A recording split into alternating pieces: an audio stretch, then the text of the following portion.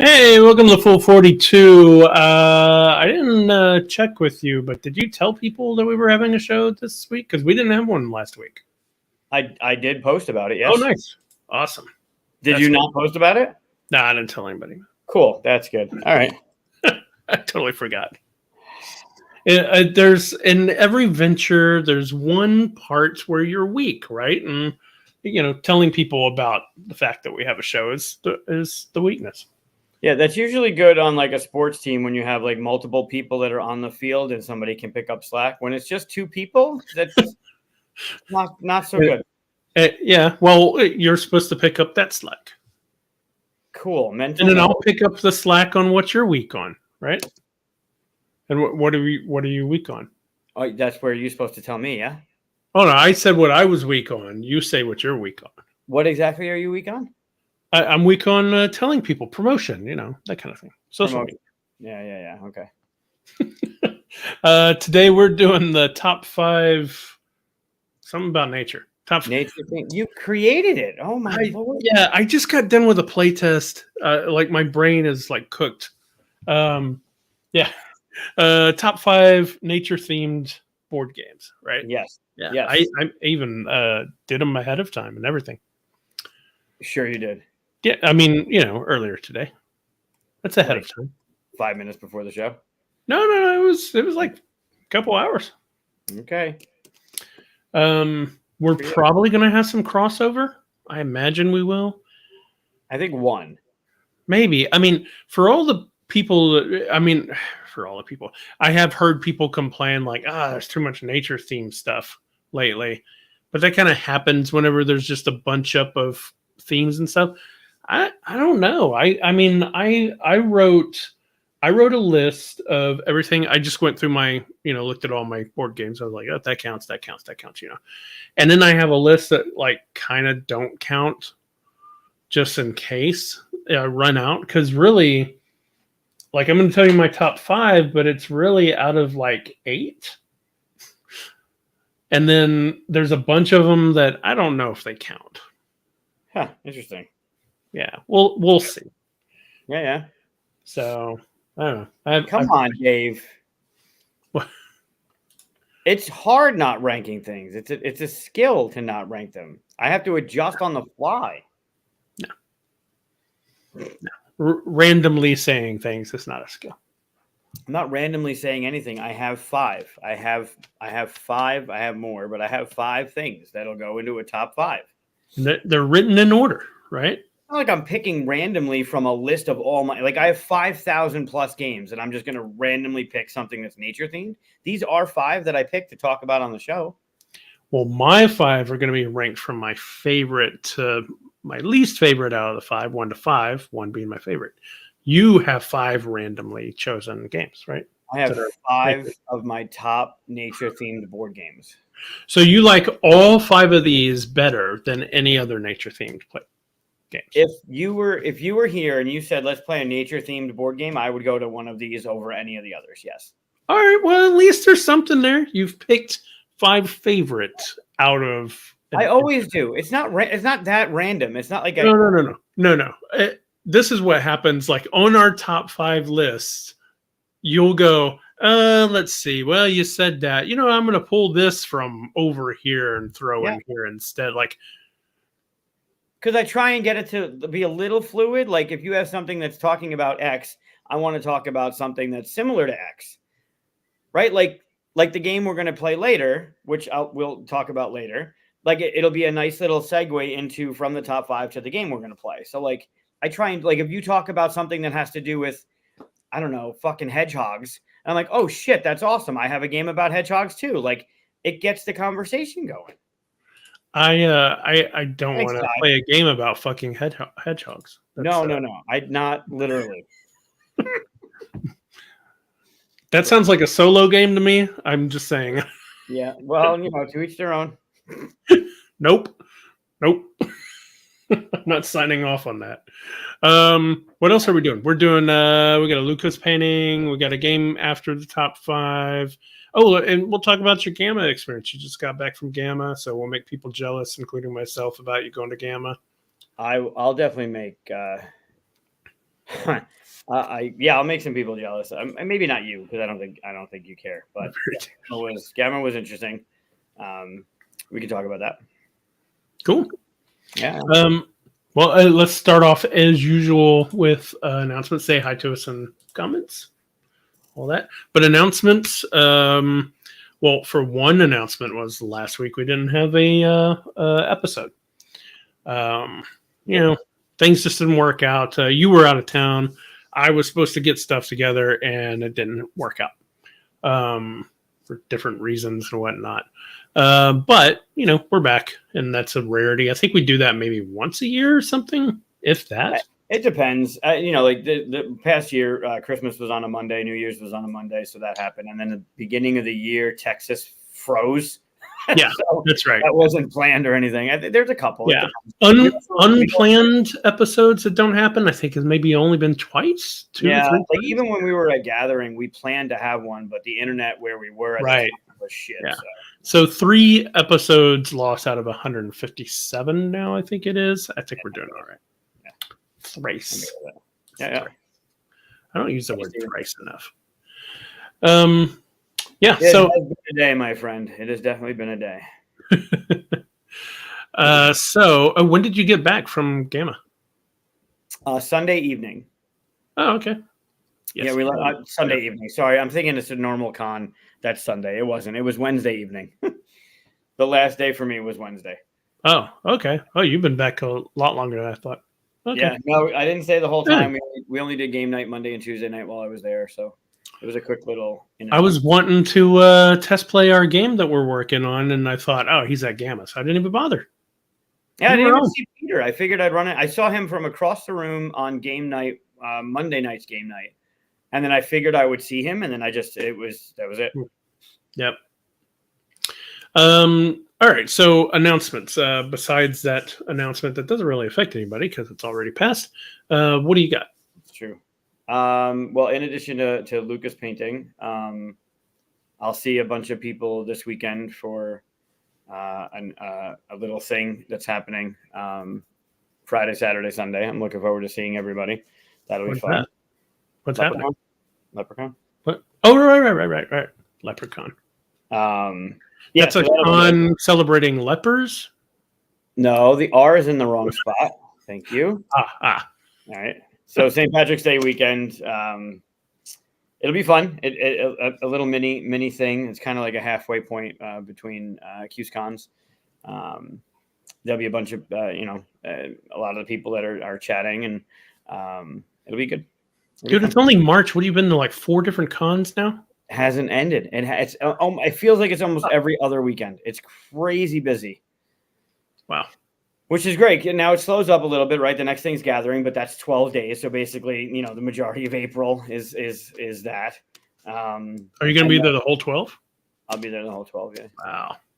Wow.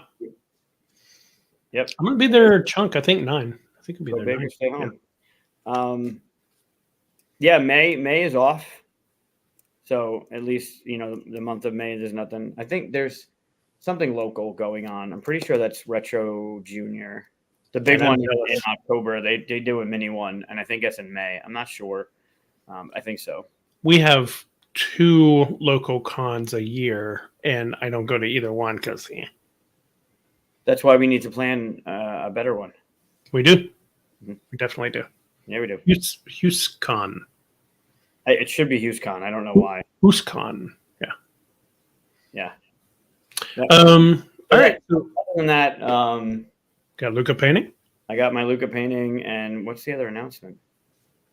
Thought there was something else. Oh, I did want to congratulate if Tim is still watching. The Board Game Rundown folks crossed 5,000 subscribers on their YouTube channel, which I think is nice. Damn good milestone. So that reminds me. I'm going to be on their show someday. We scheduled it and stuff. I'm pretty sure we said like a day. I should probably look that up. Jesus. Yeah, maybe you should. It was early March. So cool. We are in early March. We're already in early March. Maybe it was early April. I think it's early April. Not when you're at the Gathering. Hope not. That would be bad. Let's see. Tim asked me earlier. Let's see. Oh, it's 3rd. Okay. No, he's in first Wednesday of April. There you go. Yeah. There you go. Awesome. Cool. Thank you. Yeah, we got some good things going on. We got I think the next 2 guests for us takes us into. I'm opening up the thing now. Takes us into April, but yeah. So March 25th, so 2 weeks from now, we'll have Sam Stockton from BA Games, Cult of the Deep, Forges of Ravenshire. That's going to be fulfilling soon, so we're actually going to play it on the show, which I'm really excited that's about. awesome. Yeah, I mean, after Tim and Mike talked it up, right? Yeah, absolutely. Look, the art looks crazy. The game looks amazing. Bob adores it, so I'm looking forward to playing it. And then 2 weeks after that, the week after you're on their show, we have Sean back from Kids Table Board Games. I'm going to play their upcoming Kickstarter called How to Save a World, which it's got that KTBG art on the front. It looks really, really, really good. So I want to know more about it. We'll learn before, obviously, but I'm looking forward to that one. Yeah. Nice. Yep. All right, let's get to a Luca painting, right? Bam, put that up there. Oh wait, put it right there. Bam, Luca painting. That's weird. Luca, we gotta have like a pew pew kind of thing. Can you do that, Wes? I'm marking this. Do that. When Wes goes in and does that, I want that little guitar riff as the thing. That's hysterical. Luca time. Yeah. There you go. Luca, my now 2+-year-old paints with watercolor on little 4x4 canvases, and every Monday I pick one, and we decide to go down the dark caves of our mind to talk about what we see. Keep it light this time. Keep it light. I think it's lighter, definitely. 2 weeks ago, the last one, I think I had. I think my vision was a decapitated knight or something. So, yeah. This one is not. I don't think this one is going to go that way. This one was done on Valentine's Day. Oh, okay. Purple. Ooh, that's pretty cool. Right? All right. What's everybody see? So again, this is comments if you're not watching live. Color. This is still. I know it looks like it's 2, like a dark purple and a light purple, but it's just a redip of the purple. So it's still only one color, and I see a werewolf. A werewolf? Yeah. Okay. So it's running. It's coming out of the clouds, right? Like the fog, right? It's running with both arms back, and you see the little bottom part right there. That's how their legs are, with the long foot kind of thing. And it's got its head coming out forward, both arms back like that. Interesting. That's as light as I can keep it. I definitely see it now. Tinkerbell. Tinkerbell's good. Definitely that's lighter than werewolf. Yeah. Ballerina. Pew, pew. Interesting. I see. Oh, we got 2 Tinkerbells. Huh. Nice. I always think green when I go Tinkerbell. That was the color of her dress, right? Yeah, maybe green and yellow. Was it green or blue? It was green. I think green and yellow are Tinkerbell. You think I know after we played that Disney color game so many times? You should have known that, yes. What do you see in there? I saw a screaming rabbit. Yeah, I could see that too. That line of the dark and the light create the nose. That's his mouth and the 2 ears. Like a Roger Rabbit kind of cartoonish. Yeah. I see a screaming rabbit. That's funny. I could totally see that. A leg lamp? Yeah. Interesting. Fun. Yeah. Yeah, that's a good one. I like it. I like the this is just a drip, right? Like when he took it back, it just kind of dripped down, but that dark over the light just, I don't know, they're cool. Getting all Pollock on us. I know, right? So yeah, there's today's. Cool. Yeah, I can't any other announcements you could think of? I pass this off to, actually, we'll talk some Gama. Yeah, we'll do some details. We got the Friday show going now, and It's definitely starting to take shape. I appreciate you hopping in there and doing that to the logo without me knowing. That was a nice little surprise. Thanks. Uh, that was fun. Yeah, that was great. But yeah, that's going well. I'm enjoying it. It's just same kind of thing that we do where we talk a little bit and cause some chaos, and then we play a game. So it's a little lighter. It's more on the fun play side, but Wes definitely grabbed a whole bunch of stuff from Gama for us to play. So we've got a interesting lineup of games, a lot of which I know nothing of. So that's good. Yeah. Nice. Yep. Yeah, that's fun. It's a good time. It's kind of early on a Friday, isn't it? Yeah, 6:00. It's proving to be a little bit interesting when Mika, like West met Mika for the first time, and all Mika did was scream his lungs off, and it's not like a gentle cry from a child. It's like murder. Like it sounds like he's being murdered, and it's just ear piercing. So depending on where he is and how he's sleeping, that might have to fluctuate because. If he's in a mood, holy shit. So we'll see. Yeah. But yeah, it is a little bit earlier. Also, it's completely different. The first couple times I did it, like we'd talk for even our 4-hour show. We talk for a few hours, we'll play a game, right? And then we'll say peace. And it's like 8:00. And they're like, I don't know what to do with myself now. It's usually like midnight, 1:00 when we're done. And I like go upstairs and go to bed, but with the Friday show, it ends earlier than normal. So it's like, oh, that's fine. That's a proper reaction. And Mika just doesn't like flamingos. That's all. Yeah, no, it was quite interesting. He's got a set on him, that's for sure.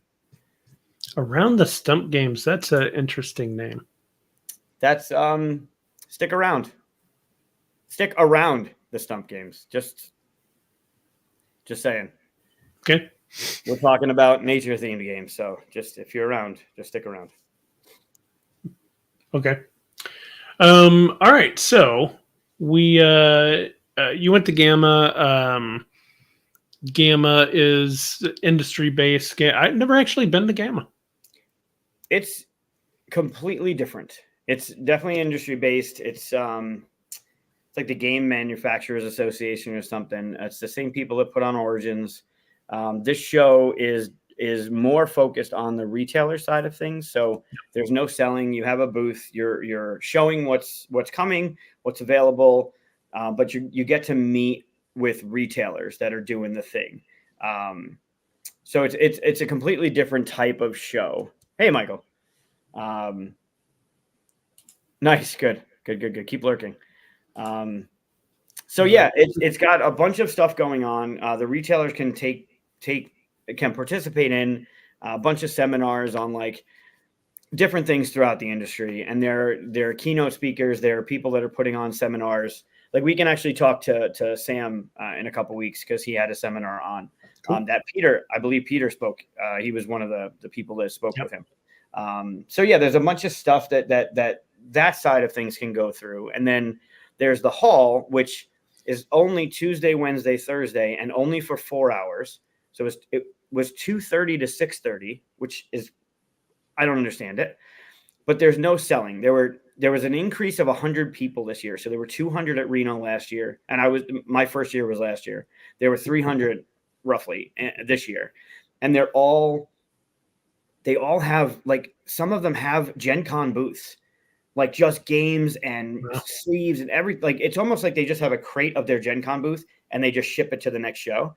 But you're not selling anything. You can take orders and you can pre-order stuff, but you're not walking away with anything unless it's like, I don't know, demo copies or whatever. So it's a real different show. And then that breaks at 6:30. And then there's other stuff happening throughout the evening. And then at 9:00 on Monday, Tuesday, Wednesday, they have a game night. And it's you basically have an 8-foot table, and you get to play games for 3 hours, but it's only from 9 to midnight. So depending on what game you're playing, like Jason played a game and it was 2.5 hours. So like that was the game that they played with whomever. And I feel like that there's this round robin of stuff where you want to see what's new. Retailers want to get their hands on something, get a demo, see if it fits for their store, and potentially place an order for stuff. So it definitely is a different type of feel. But it's got the same kind of industry footprint as all the others do, right? You're going to see all the movers and shakers from all the different companies that are there. You're going to see the designers that you recognize. And it's not only retailer and publishers. There are other people. Like we had somebody sit down that was just a designer that was just interested in like learning about more stuff. So it's really cool. And also the highlight for the thing was I got to meet Becca Scott for the first time, which was neat. Nice. So Yeah, I was about to say, did you meet any new people? So that's a top of the list there. Definitely top of the list. Yep. I can cross that off. But mostly the same people, that I've, I name drop, but I've name dropped enough, but mostly the same people that you run into. There were definitely some that were missing, notably missing. But it's a completely different type of show. It's weird. Do you see any games that are basically announced at that point? Or yeah, a lot of them are showing off stuff that's coming, right? Like I know Jason. Anything good? I did not. It's all bad. No. I just didn't see anything. Like I walked around the hall, but I was looking at it from, do we want to do a booth next year? Point of view. Right. Like I was looking at the crowd. I was looking at where people were. You weren't looking for that kind of stuff. And even at game night, when I was at game night, I was at the table and I met, I went over and said hi to some people. But nothing, I guess the one thing that stood out is I talked to Steven from CGE and they did something with the manufacturer that they use. Now I guess they acquired them, but they do this thing and their latest game, Kuntahora, I think it's pronounced Kuntahora, does not look like. Is that smaller box one? It's a black box. The outside looks like it's got like a metal or it's the silver, the City of Silver one. Yeah. Yes. But the inside actually has color, and I didn't expect to see what I saw. But they use this material called rewood.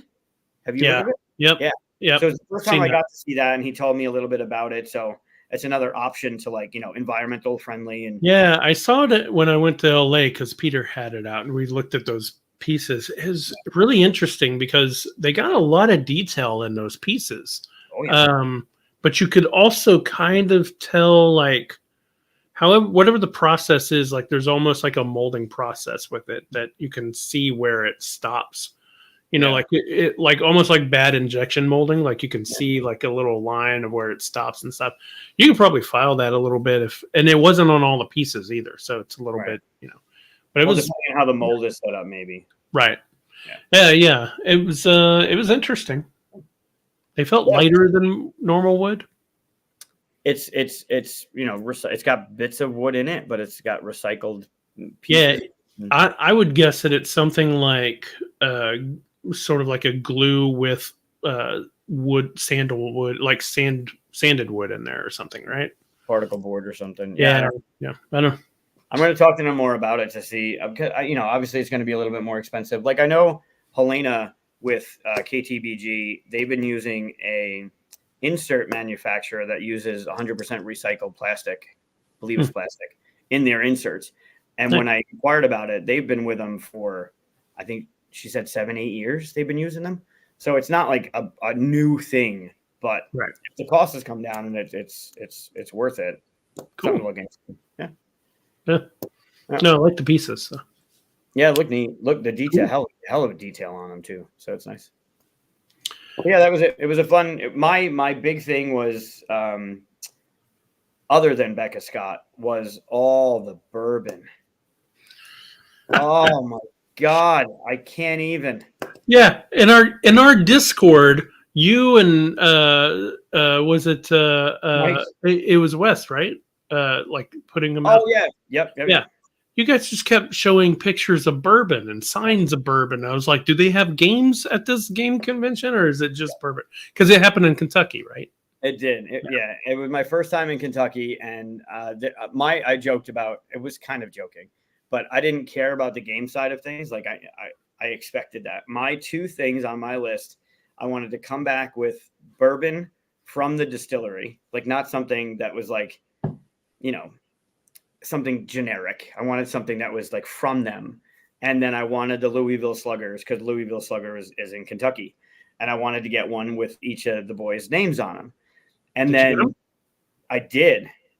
So Wes told me too, like, oh, good thing those are the two things you want, because literally Main Street. So we stayed at the Galt, which was really cool. They had I don't know how long back, but every winning Kentucky Derby jockey, their handprints, like at the what's the thing in LA with the handprints? Oh, outside the Chinese theater, The theater, yeah. Theater.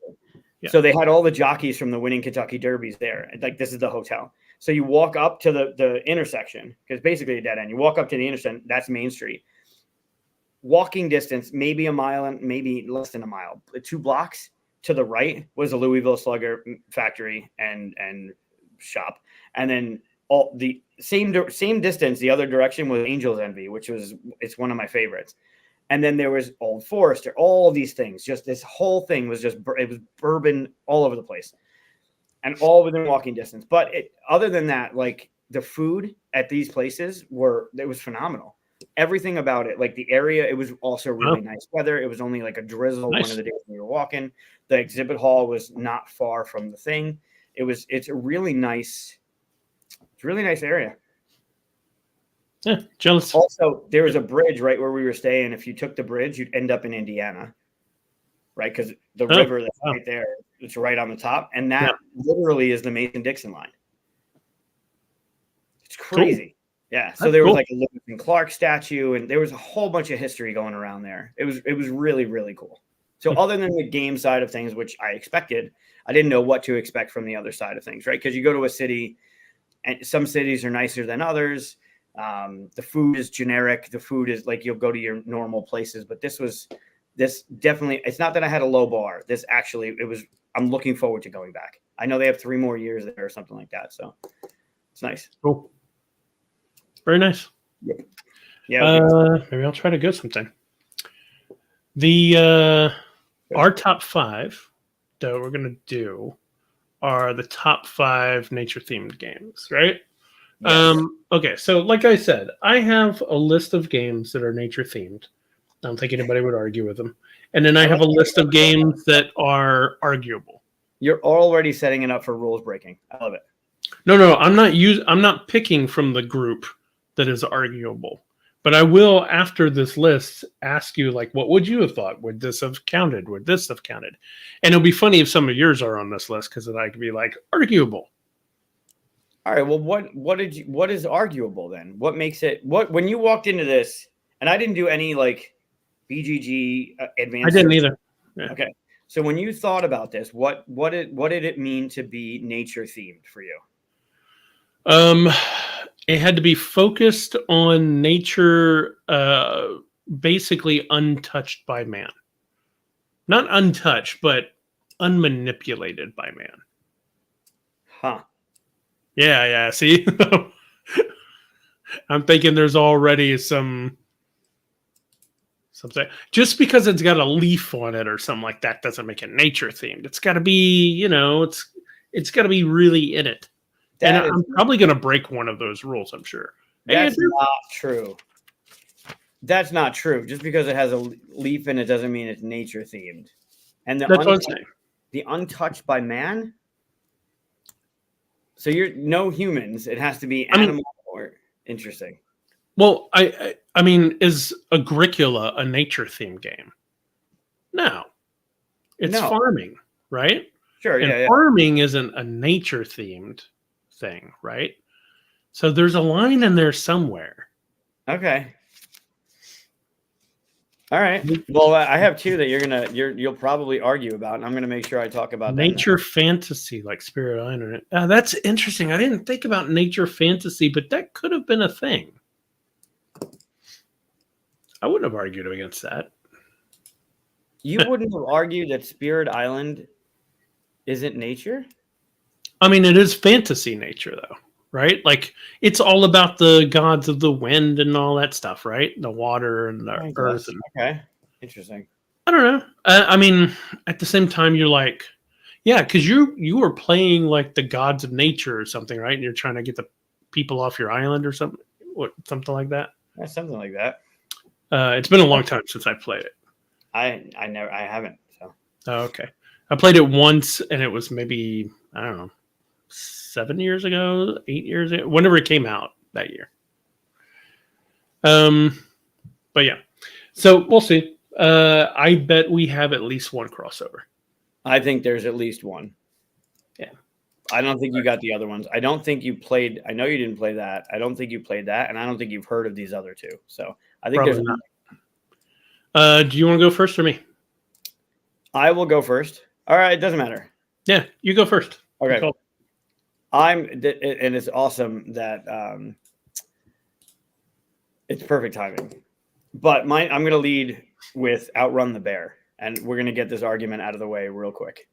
Outrun the Bear. I should probably share my screen if I'm going to pull this up.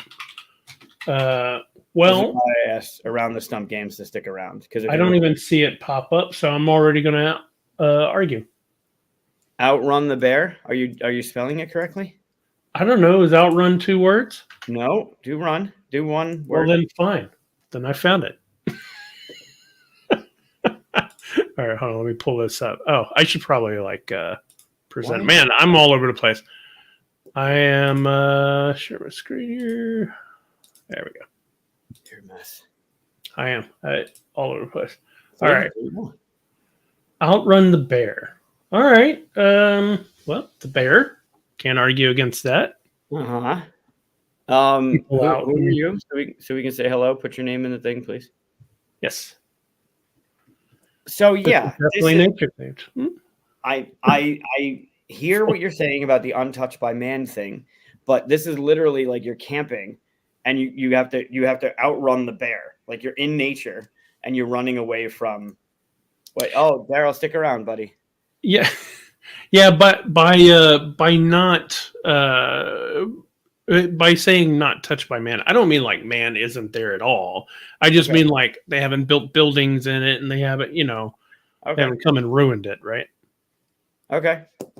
So yeah, if you haven't, I played this for the first time. My friend John, who they might know, showed this to me at Tabletop Day last year in the mall, and I did not expect to have as much fun with it as I did. There's this giant bear meeple, like this cardboard thing that's on this track. And there are these spaces as you're moving through, and you pick this camper and you're literally outrunning the bear. You want to get to the end, but you can also like mess with people and they can fall behind. And it's really, really, it's a fun romp through. Because you don't have to outrun the bear as much as you have to outrun someone else. You just want to make sure you stay ahead of everybody. But if you get a picture of the board, there's this track on the side. And depending on how the game progresses, like when the bear moves, the bear will move at chunks at a time. It's not just like a couple spaces. Like there's bigger. It's really clever. It's really clever. But the pieces were good. The art was cute. That bear is like you feel the tension of the bear on your ass, like as you're moving up the tiles and you're trying to figure out, well, do I go this way or do I go that way? Because there's like tiles that hinder your movement, right, and make you walk slower. But if you have time, it's shorter. So like the choice in which direction you go, but you actually feel the presence of the bear coming up your ass. It's really, really cool. Nice. Yep. Yeah, I can't really argue against it being nature. I mean, I don't know. I guess the people are out there in nature, hiking or whatever, camping, and yeah, I can't argue against it. Okay, good. So far, if you haven't, I can't. Or you haven't played it, play it because it's good. I'm gonna save my argument. Do it because I can't wait to see what you guys think. All right. So my number 5 is reef, which underwater is still nature.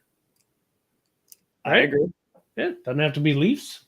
Emerson, what was that? Emerson.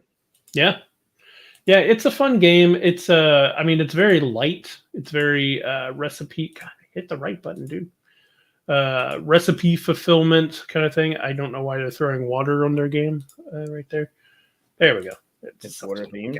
Yeah, you're just you're trying to create match these little spots right here. It's almost what do you think, like Azul weight? Lighter, much lighter. Lighter than Azul? Yeah, probably. Yeah. I don't know about much lighter, but it is a little bit lighter. This is way easier, way lighter than Azul. I'd play this 100 times before I played Azul once. All right. I actually like this a little better, but I like a little bit heavier games than this. But I did like this game, and they did pretty well and stuff with it. So it's hard not to like the fun little plastic bits that fit together and stuff. This isn't like, ooh, that's the deluxe version or anything. That's just retail. This is what it looks like. Although I don't know what that fish is. They just threw that in there. But yeah, fun little recipe game. Trying to make the patterns work, get points. Yeah, if I remember correctly, the way that the pieces come off the board and trigger, like there's a little bit of forward thinking too with how things move around and how things trigger. Yeah, and you're trying to like figure out to where you can almost kind of score two things at once, almost like, okay, if I do that and then once that comes off, then I get to do this again. Like there's some planning with it and stuff. Yeah. Yeah, it's a good one. Cool. All right. We are on number 4. This goes fast if it's only just you and me. It does. Number 4. What's your number 4? I'm gonna go. I think so. I know you hadn't heard about Outrun the Bear. I haven't played that one. So that one. Yeah, I didn't hear about the Outrun the Bear thing. Right. So this is the other one that I don't think you know. All right. And it's called. It's a very long title. Great. Okay. Just look up The Legend of the Cherry Tree. I mean, that's not that long. Well, it's also called That Blossom. That blossoms every 10 years. Oh, wow. Okay. Oh, I've seen this cover. This is a beautiful cover. Beautiful cover. Yeah. I don't know anything about the game, though. Super light. It's a yellow. There it is. Wait, now we got 2 Facebook users. I don't know if Daryl's talking or DeVito's talking, but yeah. Guys, on the post you're talking, there's a link in it at the top of it that just click that and then we'll see your name. DeVito won't do it. He's doing it out of spite now. He's going to keep it this way. I'm just going to start calling him Facebook user when I see him in April. Sure. Hopefully I will. So yeah, this is a push your luck game. It's interesting that Daryl's in because it reminds me a lot of Creatures and Cupcakes, which I adore. But on your turn, you're pulling from the bag. You can pull a maximum of 3 times, and you can't pull more than 8 leaves, 8 flowers, right? So on your first pull, you can pull 2, you can pull 4, you can pull 5. But at any point, if you have 3 of the same color or 5 different colors, you bust. So there's this really cool push your luck element. And then depending on if you're successful, and the theme of it is like, I guess when the cherry tree starts, the leaves start falling, you're supposed to collect them and then it grants a wish for something. But if you have too many, then the tree and the spirits believe that you're too greedy. But you're either putting them behind your screen or in front of your screen, and they'll score in 2 different ways. So the way, even if you bust, even if you end up pulling 3 yellow, it's a failed attempt, but they go in front of your screen. So now it's public, right? Everyone can see it, but they'll score a certain way. And if you are successful after 3 pulls or you decide to stop, they go behind your screen and they score a different way. So you're still getting something. The only time you don't get anything is if you fuck up and pull more than 8 on your turn. So if you're reaching in the bag and you got 2 and then you got 2 and you're like, you know what, I'm going to go again, and you pull out 5, then everything you pulled goes back in the bag and you're screwed. Because you got too greedy, the gut said. Okay. No, the greediness comes in the multiple colors on the same thing. You basically just fucked up so you don't get anything. If you're greedy, your colors will go in front. Like you'll have to put stuff back, but you get to keep some stuff and it'll go in front of your screen. Just the max is 8, and if you push 8, if you pull 9 or more because you pulled out too many, you actually have to put everything back in so you don't get anything on that turn. But the art's beautiful. Even the player screens, like that's a thick cardboard. They didn't cheap out on like the paper thin or the cardstock kind of stuff. The bag is like this vinyl. It's like a printed vinyl. It's really, really cool. It's a beautiful, beautiful game. I'm a little disappointed that the artwork on the inside doesn't look like the cover. Yeah, that vibrant, the bright. Yeah, it makes me think of comic books when you're like, oh, that looks awesome. And you open it up and it's like definitely not the same quality. Like, I'm not saying that's not the same quality. It's just a different style. It is. You know? I just want, that cover's so amazing. If I were to open it up, I'd want to see more stuff of that same type. But yeah. Oh, that sounds fun. Yeah, I'd try that game. It's great. I have heard of this one only because of the cover being awesome, but I didn't know much about it. So yeah, there's a little caveat when you're playing with 2 players. There's like a different kind of setup or whatever, but otherwise it's pretty straightforward. then I'm out. Enough of that. I'm at my limit with that kind of thing. All right. It's how you set up the bag. It's really there's. Oh, okay, that's fine. It's not like a robot player or something like that. No. Oh, okay. Yeah, you'll be fine with it. Okay. Yeah. My number 4 is one that we have a danger of crossing over because I believe you are one of the people that told me about it, and so I got it and played it, and it's Meadow. Oh no, it's not on my list. Really? That's a surprise, actually. Meadow's really good. One of the things I like about it the most is that, well, it's funny because one game that I like a lot is the one that just went out of my head. I had a name. Which one? Quadropolis. Thank you, Quadropolis. I keep thinking Geo or something, but Quadropolis, right? So you put down the different. I'm trying to find a picture of it. So, but you're using that same mechanism where you say, "I'm going to take something from this row," and now nobody can take something from that one direction, kind of thing. Yeah. It's just a great selection process. I think it's also in Comic Hunters and on one of the things, right? Or something similar. It's not exactly that. Yeah, kind of. Yeah, a little different. Seriously, with the cards and the leaves and stuff, nobody wants this. Show me the game. Game about nature in their pictures. How about 10,000 different covers? Oh, it's TTS. All right, whatever. I wish you could curate your pictures on BGG. But yeah, so you say, okay, I'm going to take, they put down this one right here. So they take this one card and nobody could put one here. So if you want the second card, you have to put one here with a 3, that kind of thing.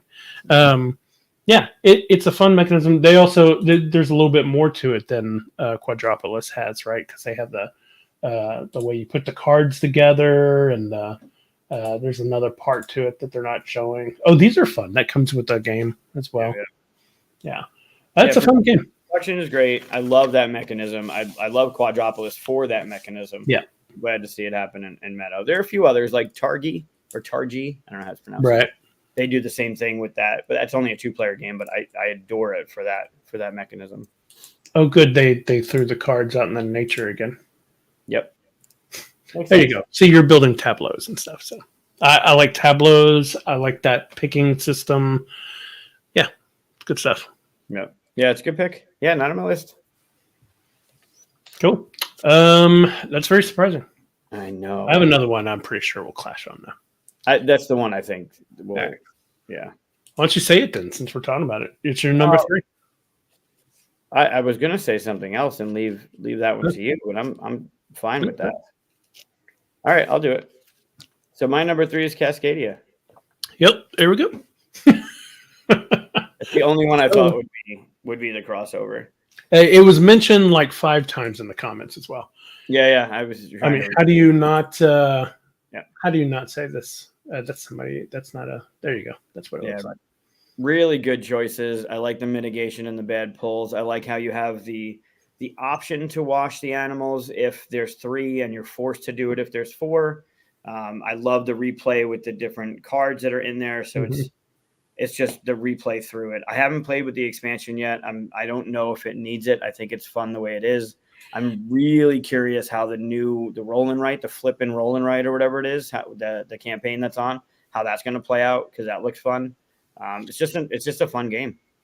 Yeah, I feel the same way about the expansion. Like, I'm just not interested. Like, this is still a fun game for me. I don't need it expanded. Maybe someday I will, but for now, it just hits the exact spot that I need it to. It's quick.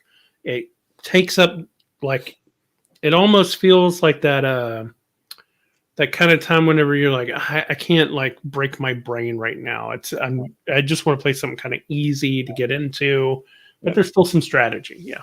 Yeah. I think it's definitely not for everybody. Like I assume that's Tim with the board game. Like it's a good game. It's fun. I enjoy it. If you if you're friends with Shannon, if she's still in the chat, Shannon makes a mean pine cone to replace those little cardboard chits with. Oh, cool. Yeah, her little upgrade that she made. They're really good. That'd be fun. Yeah, I love the puzzling nature. Anything that's got that, like, you want this to be next to this, but you don't want this to be next to this, and that puzzly, like, trying to figure out where to put it, where the perfect spot is. All right, well, I'm gonna have to sacrifice scoring an extra point on the fox so I can get the moose in a row. It's got a really fun puzzle to it. All right. Well, since you took my Cascadia, I figured it would happen. I had to pull up my number 6 here, basically, to fill in the spot. But yeah, that's a good one. Plus, best solo art. How do you go wrong there, right? Yep. Yeah, and this is one of those few. They're very few for me, actually, that are light enough games but interesting enough that I want to play again right after. Like, right. It's just, oh, let's play again. We got some time before the other game happens. Whatever. Yeah. I think what is it? Oh, it's a piece of pine cones. All right, so my number 6 now turned number 3 because of Mike's treachery is photosynthesis.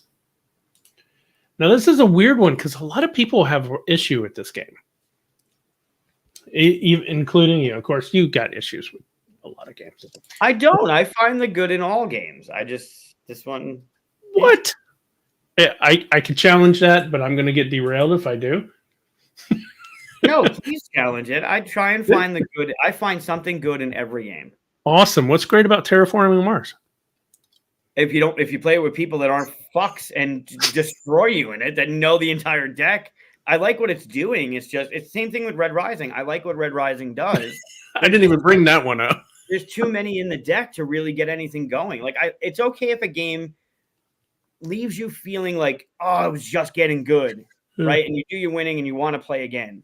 But come on. Yeah, good finding the positive in those. Corey got me on that one. And guys got me on that one. I don't like either of those. His points, I'd say I didn't put point salad as nature. Come on, that's food. It's food. No, they're saying because I find the good in all games. Oh, and Azul. Yeah, see, people know. People know. I will say the good in point salad and the good in Azul is they're pretty good prototype components. Prototype. Wow. Yeah. Yeah, I think I've proven my point. All right, so back to photosynthesis. One of the reasons I like it that much, and why it's probably one of the most nature-y games, is that it actually follows the, like, how things work with the sun moving in shadow and all that stuff. Like, it's got some really clever stuff. Now, the reason why it's number 6 and not further down is because it's kind of area control, and area control is one of my least favorite mechanisms.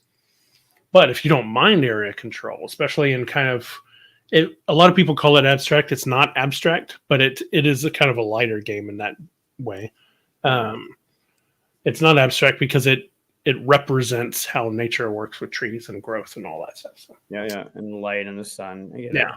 But I think it's a fun game. I think it's interesting that you put down seeds and you see them become little trees and then bigger trees and much bigger trees. Or maybe they don't because the other big trees are taking up all the sunlight. It's fun. Yeah. I think I want to play. I haven't played. Maybe I'll play it this weekend if somebody has it. I want to play Evergreen.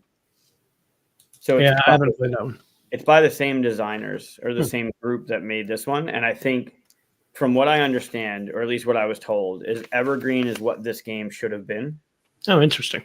Right? So, like, this was almost like a working prototype, and they were figuring out their ideas, and they had some really good bits in there. And then... They are. The trees are basically competing for sunlight, yeah. And the sunlight kind of moves over the year, kind of like which direction it's, Yep. Did I say Terraforming Mars? Everyone knows the sun goes around the corner of flat Earth. Yes. I mean, It does. You think it goes underneath the flat Earth? Come on. So that's my number 3. It's a good one. Now we're down to your number 2. Yeah, we are. Probably no more crossovers. We might have one. No shot. All right. Yeah, I purposefully left one off. because I talk about it enough. So Huh. I'm going to talk about it afterwards. I don't think you've played this game, and I think you should. I think you'd really like it. It's called Forest Shuffle. What? Okay. Forest Shuffle. Well, it just came out this year, it says. It did. Yeah, I haven't even. Oh, I've seen this cover. You must Yeah. have brought this up on something else. I have. I got it at Gen Con. Oh, okay. Yep. Yeah, I am a fan of dual use cards, and I love the engine that you build with the animals on the cards. There are trees, those trees right there, and they have some scoring on the bottom you want the most of, or you want like a set collection kind of thing of them. And then you have these other animal cards, and the animal cards, like those cards, see that one on the bottom there? It's got a top and a bottom.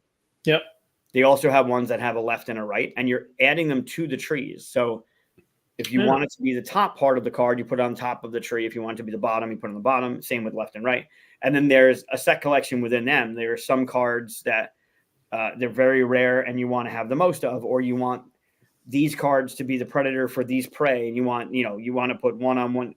There'll be a wolf and it'll be on the left of some cards. It'll be on the right of some cards. So you got to try and figure out where you're putting them on the trees. It is awesome. It is really, really fun. The way that the center thing wipes when there's 10 cards, the way there's 3 winter cards. So you joke when you're playing that winter is coming, but when the 3rd winter card comes up, that's the game.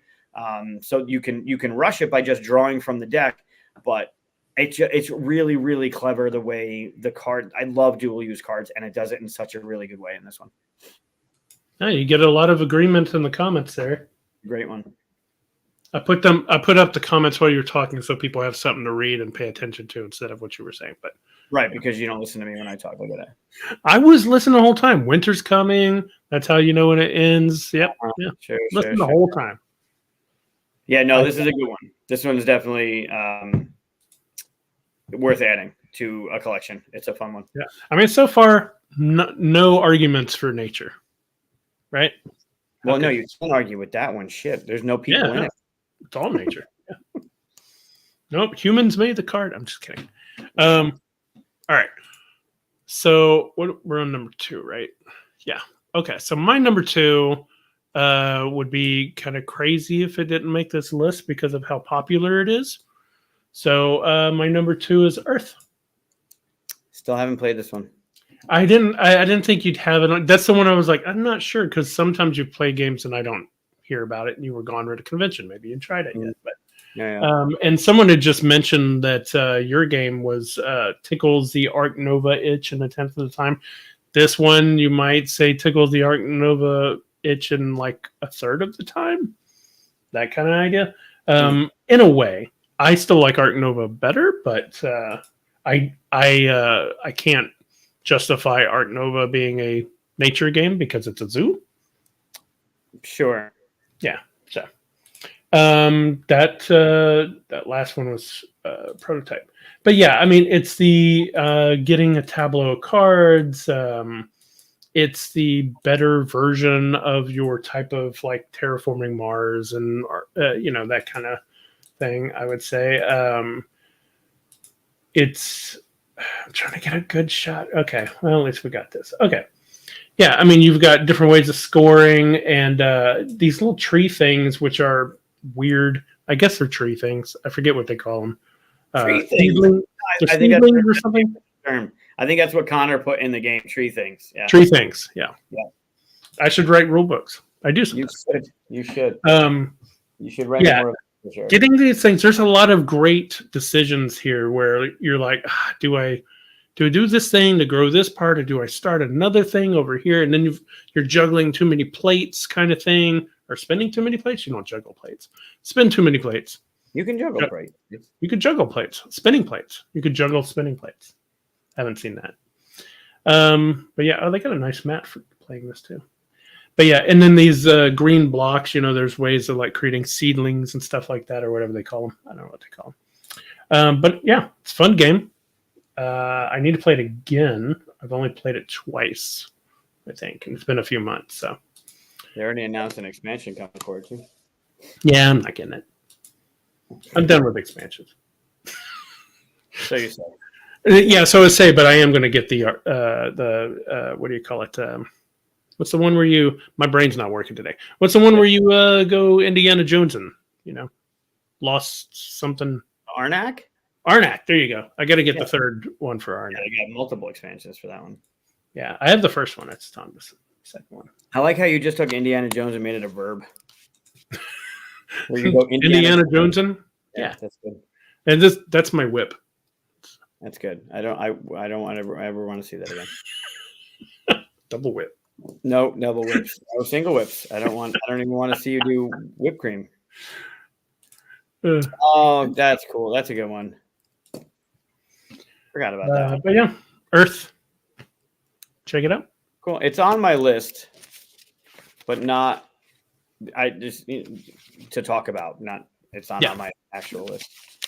All right, what's your number one? The one that you love playing more than any other game. It's your awesome. All the other ones are left in the dust. What's your number one? Why don't we switch it? So my number one leads out of this into the okay. other.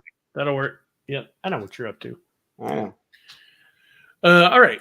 So my number one. Your number one was my number one. And you took it right at me.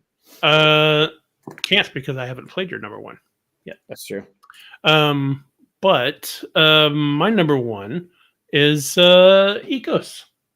Oh, that's a good one. That's a good pick. Yeah.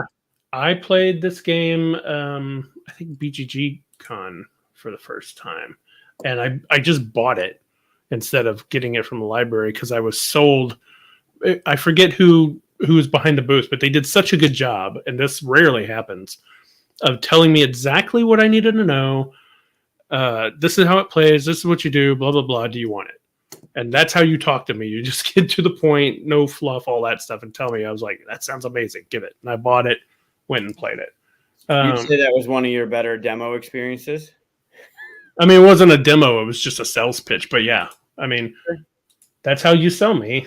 If it's a thing I want, you tell me exactly what it is. And then, but I'm trying to get to a picture where they show, even halfway how it plays. No, just a bunch of stuff. All right. So anyway, those things right there, you draw them out of a bag. That tells you what you can activate and build and stuff like that. These are the different. You get these different cards that you can put out there. What's fun is you see the little leaves on either side. That's how many times you can activate it. Every time you do it, you have to turn it to show that it's been done. So some of them can only be done once because it's such an awesome thing. Some of them can do it 4 or 5 times, different stuff like that. And every time you fill up these little cubes because you pulled the right stuff from the bag. So I guess it's a bag builder. No, it's not a bag builder because it's one bag that everybody's pulling from. It's more like bingo. It's like that Rise of Augustus had, right? Where you're pulling the thing and then you're covering up the stuff.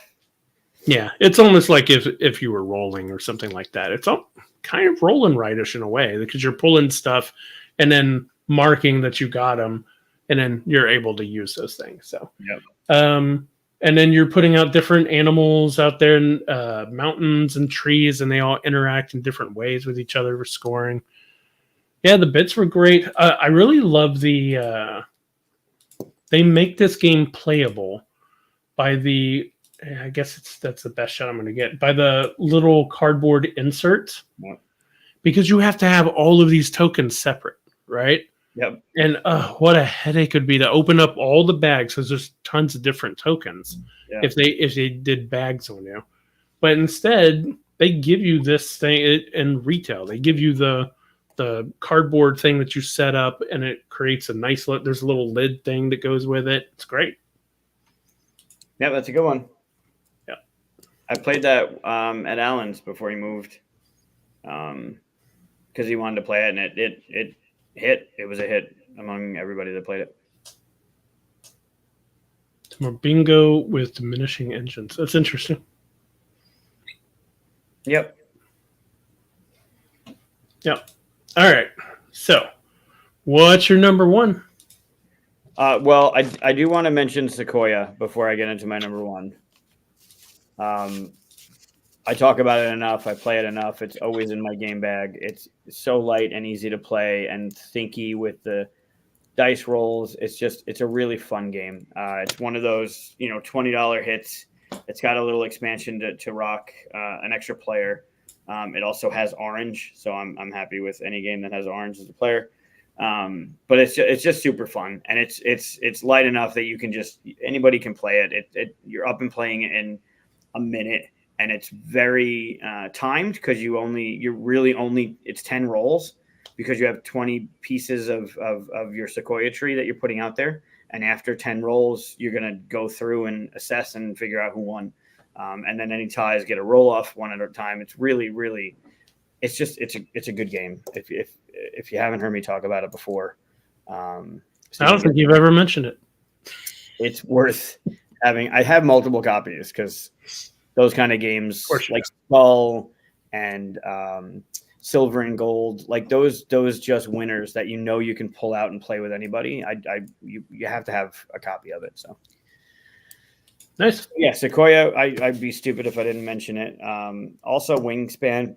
I feel like that's got to be one that's talked about with nature. So Wingspan is on my not really nature list because you're building a aviary. So it's the same thing as a zoo.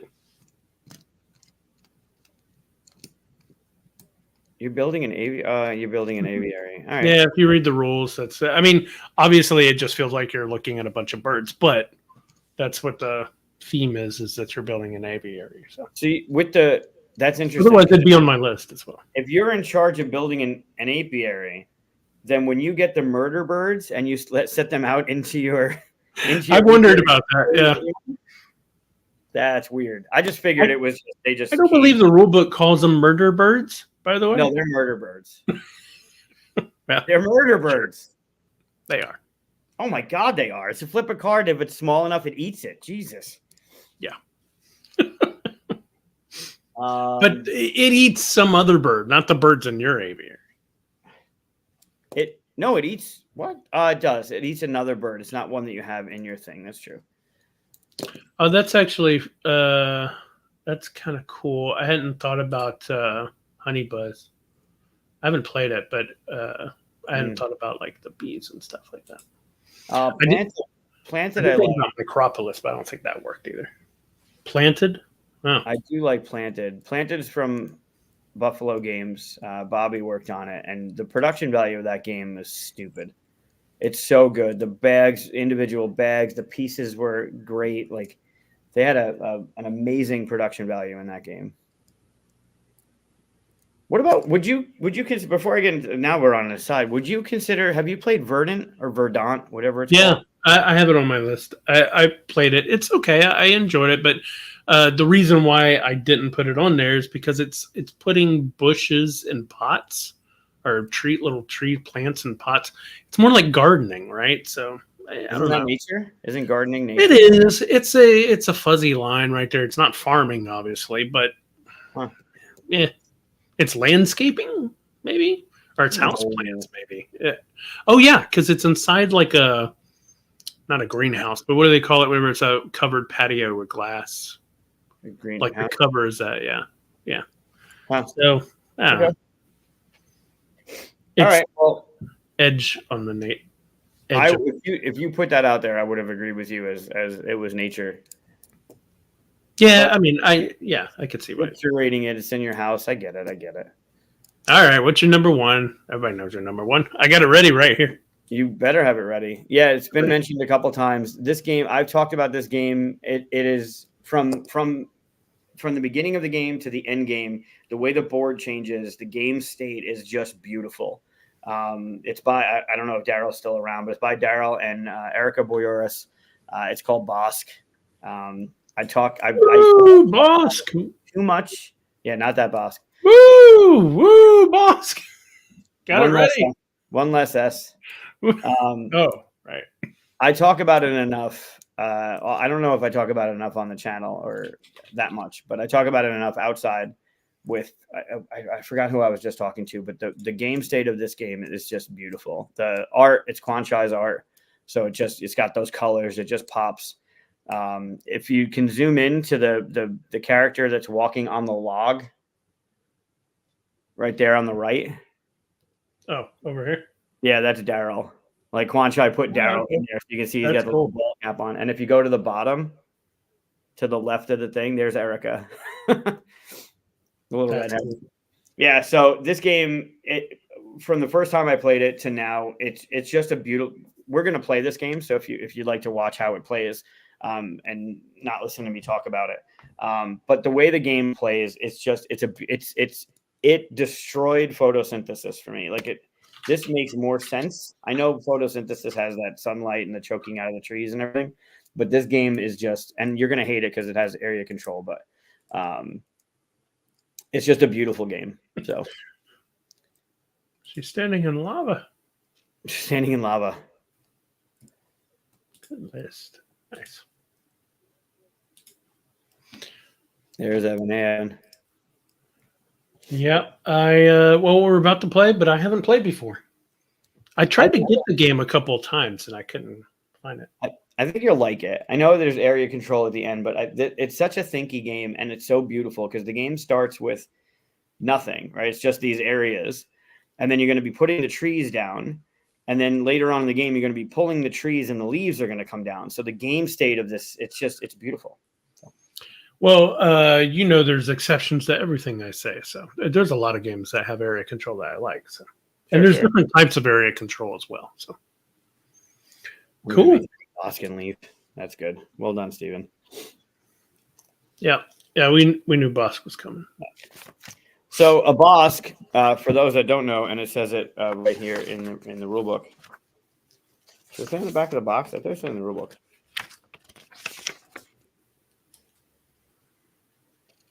I don't know. It doesn't. Interesting. I guess it only says it on the back of the box, which is here on the other side of my computer. Does it not? Where does it say it? Bosk was left-handed? No, I didn't know that. Oh, here, it does say it on the back of the book. I was right. It says a Bosk. For those that don't know, there's your fun fact of the day. It's a small wooded area or a thicket. Or a bounty hunter. Or with the two S's. It's a bounty hunter. Let's do it. Cool. Yeah, let's do games and stuff, right? Yeah, let's play a game. Let's talk about games, baby. Nope, I'm not gonna go that way. God, I already got the last song out of my head. I don't need to salt and pepper this one. Let's see. All right, so I got this going. Where's your? I gotta remove that. Gotta stop doing that. I gotta hit a bunch of buttons. Then voila! Nope, that's wrong. Voila! There we go. You were so close. You were so close. All right. So here's Bosk. Okay. Assume you want to be orange, so I put the orange out, and I'll be yellow. Oh yeah, orange is a good one. Cool. So, can I put leaves in trees? You're going to drop water from trees. What's that thing in the middle? You'll see how that works. That's going to be our little trail goer. Christmas squirrel. Yeah, it's from the promo. Basically, during the summer, the hikers come to this area and they'll judge. Like they'll take these trails. All these lines are the trails, and we'll get points based on how our trees are set up. And then in the fall, we're going to drop leaves from the trees, and then the trees will go away. And then we're going for area control of each of these spaces. Okay, so where you put your tree, you're going to put it in these vertices. So where they intersect. Yep, that would be there. I can do this. Yeah, that'd be good. We'll just make sure that they're laid down in a certain way because they do have numbers on them. But so in the spring, we're going to plant these trees in these vertices, and they're going to go all around these different areas, right? And then in the summer, the hikers are going to come, and the hikers are going to judge each vertical and horizontal trail based on majority. So you see the trees have numbers. We have 2 of each, 1 through 4. Can't really see the numbers, but okay. I can see the numbers exist. I just can't read them very well. Okay. I can tell you, like, as you just ask what's on a trail, and I can tell you. So we're gonna be looking at these, like, let's say this were here and this were here. This is your 4 and this is my 1. So you have majority in this trail. You would have majority in that trail, right? Because 4 beats 1. Yep. So if you That's how it works. Right, that's how it works. So you would get 2 points, I would get 1 point. If we go to this trail and you see that you are the only person in this trail, you would get 3 points. If there's no one else there, you get more points. It's more later when we get into the area control part of things. If you're by yourself, it's actually much more lucrative. So we'll plant all of our trees, then we'll judge all of our trees. The hikers will judge all our trees. Then we have... As hikers do. Judgmental assholes. We have these cards. They're little cardboard tokens, really, that have... We have one of each number, 2 through 8, and then this squirrel. Is that the same number as the trees themselves, 2 through 8? No. Nope. Totally different. So you have these numbers 2 through 8, and what we'll do is whoever's got the least amount of points after the summer season will decide which way the wind is going to start, and it'll go on one of these sides. And then if you notice, this is our first scoring, or our first wind gust, and it's pointing in this direction. And then it'll go that way, and then it'll go this way. And then when we get over here, there's no numbers. You get to pick what number you want. So what will happen is, if we did this way, our first leaf drop will be in this direction, because that's the way the wind is blowing, right? And it has to be that number tree. Okay.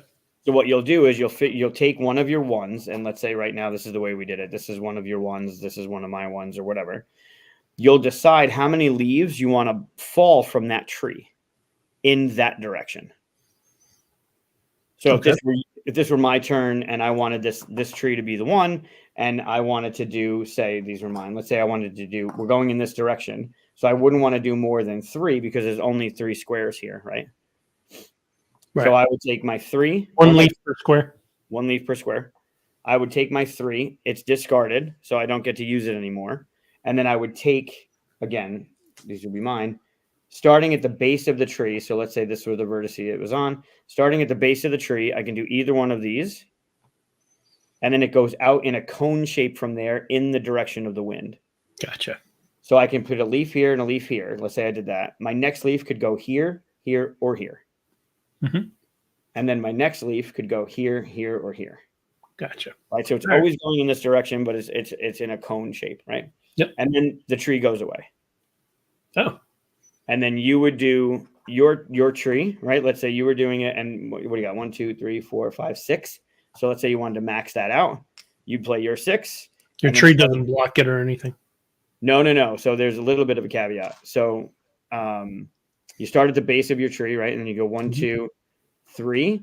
If you wanted to go where a leaf already is, you have to burn 1 to put 1 on top of it. And you burn 1 for every leaf that's already there, not including yours. If it's yours, it's free. If it's somebody else's, you have to get rid of 1. So this would be 1, 2, 3. I'd have to toss 1 for this. That would be 4. This would be 5. Then I could do 6, 7, 8 if I wanted to play the 8. But since I only played the 6, it'd be 1, 2, 3, 4, 5. And then I could place 1 either here or here. All right. And then the tree goes away.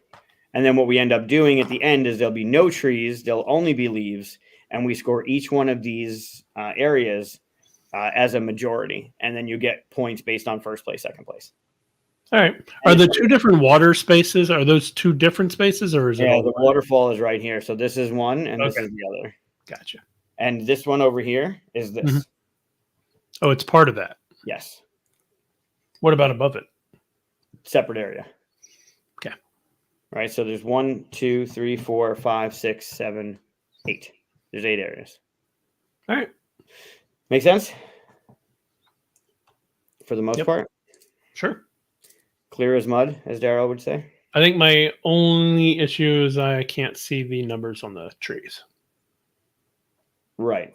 So, well, depending on where the vertex is, I'll just lay it down and tell you what the numbers are. I don't think you need to lay them down. I can tell the difference between your tree and my tree. Yeah, but you can't tell the difference in the numbers. I can't tell the difference in numbers either way. Right. So what I can do is during this during this, I can zoom in. Oh, okay. That says a 1? That does say a 1. Okay, good. Now I can see. Is that better? Yeah. Okay. Now that you actually show the thing.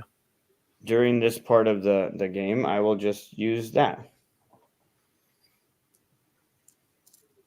Okay, that goes away. Your cards are going to go over here. Oh, I didn't explain the squirrel. So everybody, we each have one squirrel card. That. Okay. Right, in between these numbers, you have a squirrel. What the squirrel will do, it's considered a value 1. But what the squirrel will do is, let's say you had a tree here and you played your squirrel can jump out from the tree up to 3 away in the direction of the wind. So again, if we were going this way with the wind, it could go out 1, 2, 3 in that cone shape again. Right. So Okay. 1, 2, 3 out, 1, 2, 3 out, and anywhere in there, and it will land on a pile of leaves regardless of how many are there and regardless on what's on top. And then it can't be taken over. Like, you can't place a leaf on top of a squirrel. So you will own that spot. Okay. Permanent leaf, basically. Permanently, yep. Make sense? Yep. Cool. Let's you want to start? Yeah, let's destroy nature. Or wait. Let's not do that. Let's get nature-y. Let's plant some trees. Yes, let's spread some seed. Wait. Jeez, this is gonna go down. Oh, real quick. All right, you want me to go first? Or you want to go first? Yeah, you go first. All right. I'm gonna take my 3. That way I can see how I can thwart you.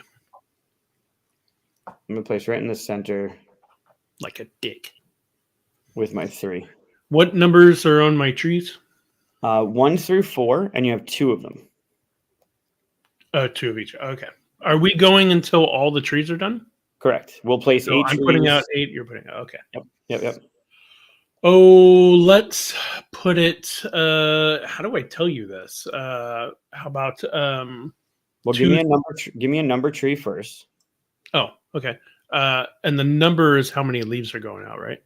No, the number is the row taking over the row. Okay.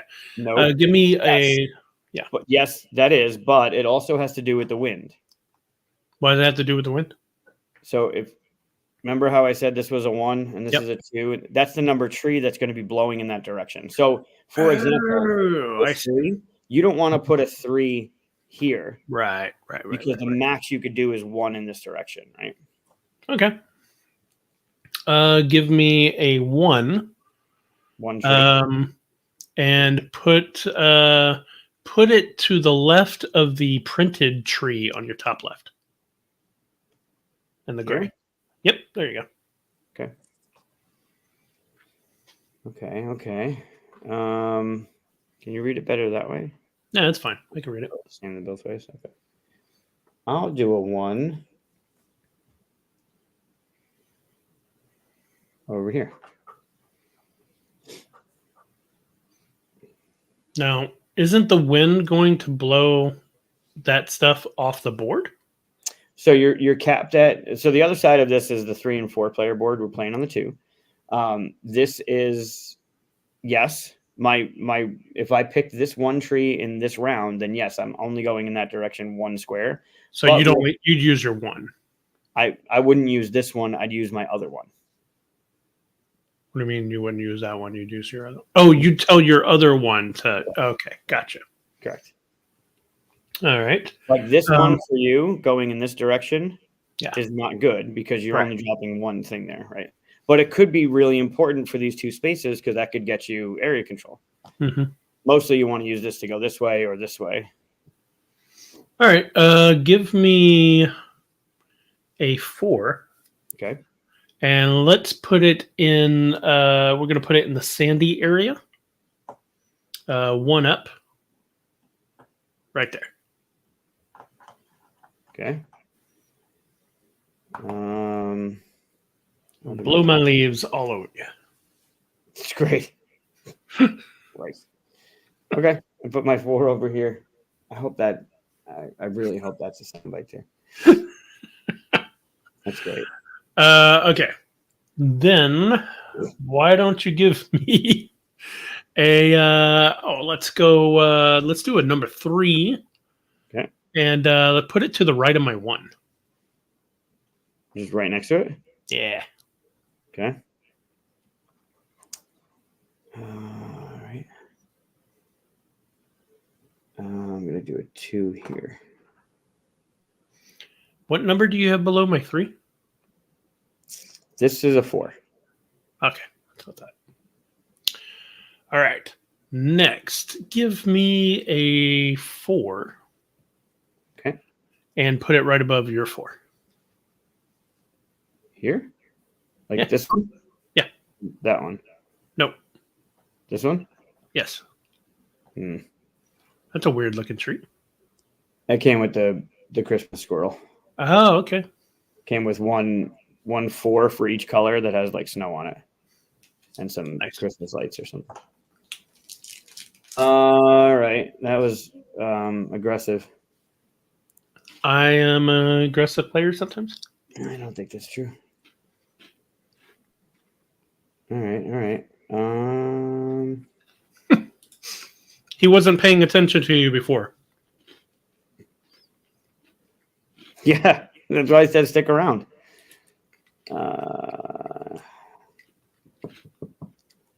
Let's go.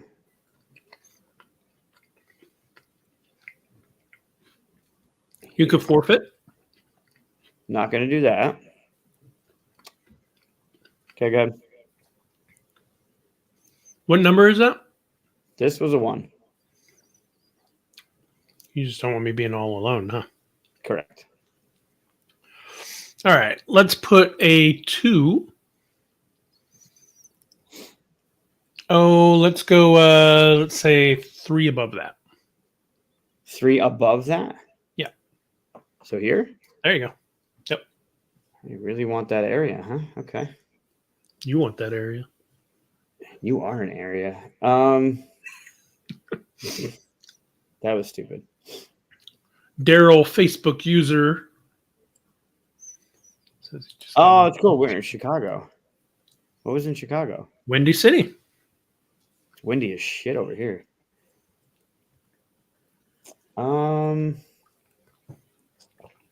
Interesting.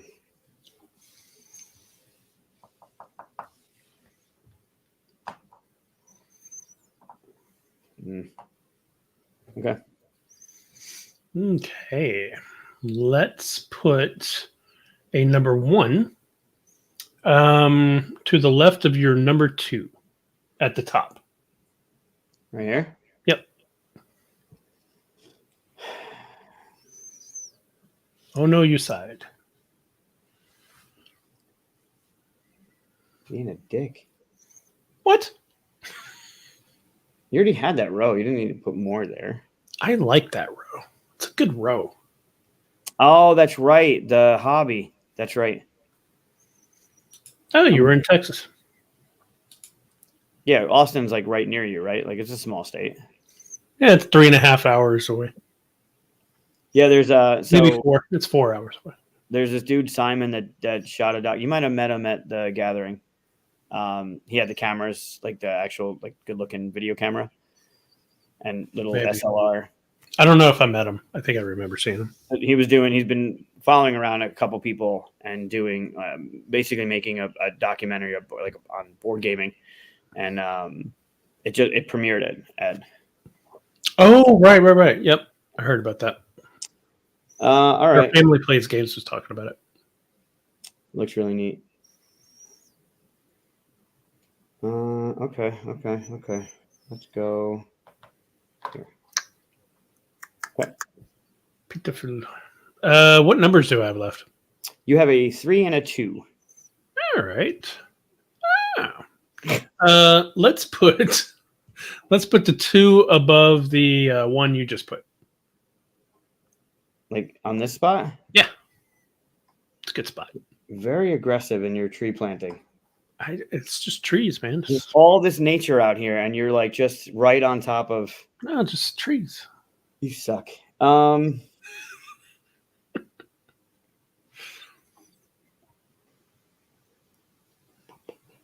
Interesting. Okay. So we do this. Cool. What do I have left?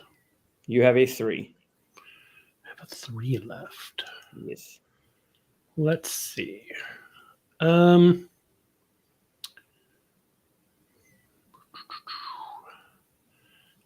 think it looks like every row is taken up. That's what I was just checking, and I believe every row has at least a tree on it. Yeah.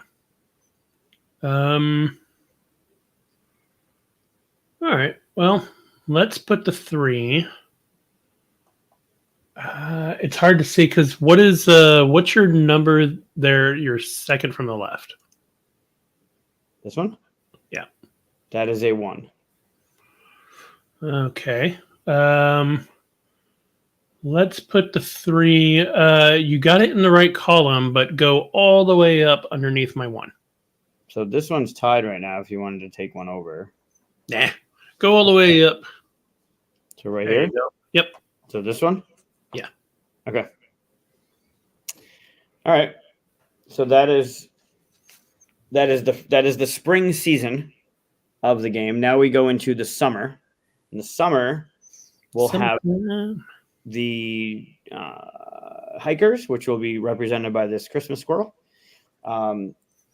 Go through each of the trails. So each of these lines is a trail, both horizontally and vertically, and we'll give out points. And I'll do the points over here. Nice. Give us points. Okay, so we'll start here. We'll go this way. I have a 1. You have a 2. You take it. So you get 2 points, and I get 1 point. Cool. We go to this one. You take that one, so you get another 2 points. Yeah. And I get a point. We'll go to this one. We are tied. Yep. So we each get a point. And then we go to this one, and it's a 4, and you annihilated it. So 1, 2, and 1.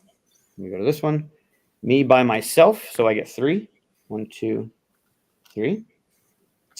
We go here. A little bit down.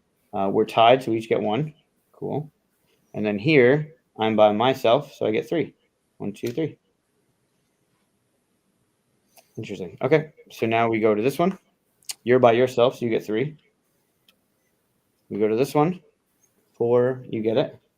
So 1, 2, 1. Go to this one. 2 and 1, you get it. 1, 2, 1. We go to this one by myself. 1, 2, 3. We go to this one. I take it. 1, 2, 1. We go to this one. I take it. 1, 2, 1. And we go to this one. You take it. 1, 2, 1. So after all of that, currently it is 19 you, 21 me. Nice. Check my cell phone. I can't check my cell phone. It's literally this thing. We're in the middle of a show, Daryl. Oh, he's sending a picture. I can't. Yeah. On the phone. No. We're in the middle of the game. Don't break the game. Okay. Yeah, and I don't have my Discord up. Yeah, my phone is actually being used, Daryl. Sorry. But I will check it later. And it's funny because I just saw Donkey Kong. Well, I'll talk about it later. Okay, so that's that. It's a side story. That's good for another day. I should hope so, because if it had to do with this game, it'd be weird. No, not about this game. So since you are in last place, yep, you get to pick where the wind starts. So a little bit of strategy in this one. You know that the first tree that's picked will be a number 1, and it will be going in that direction, right? In whatever direction you decide to pick. And then you know that it'll go 2, 3, 4 in those specific directions. When we get to here, we get to pick what tree we're using in that direction. So that's where we can break the numbers. So you can do the 4 here and the 2 here and the 1 here. So you can choose, but you actually get to pick where we're going to start our scoring. Okay. Like for instance, if you put it here, right, second round will be a 2, and your 2 tree is right here going this way. This is your 2 tree. Yeah. And your other 2 tree is down here. So it's not necessarily that bad, just pointing it out. Can you back up the camera a little bit? Because I can't see where the... Yep, that's good. And can you scoot the board a little to the right? There you go. Cool. Nope, too far. There you go. All right. Can you show me what it looks like on the left side? Here? Yep. So 1 will be going this way, 2 Mhm. that way, 3 that way, 4 this way. All right. Can you show me what it looks like on the top side? Doing this on purpose? Well, it's hard because I can't see everything here. I can't see all of it. See? Yeah, you there can. you go. Yeah, this looks good. Let's do this. This? No, I don't want to do this. It sucks. All right, never mind. I'll do this. Whatever. It's good. We're good. Let's do it. Sure? Yep. Well, it's not good for your ones. It's not.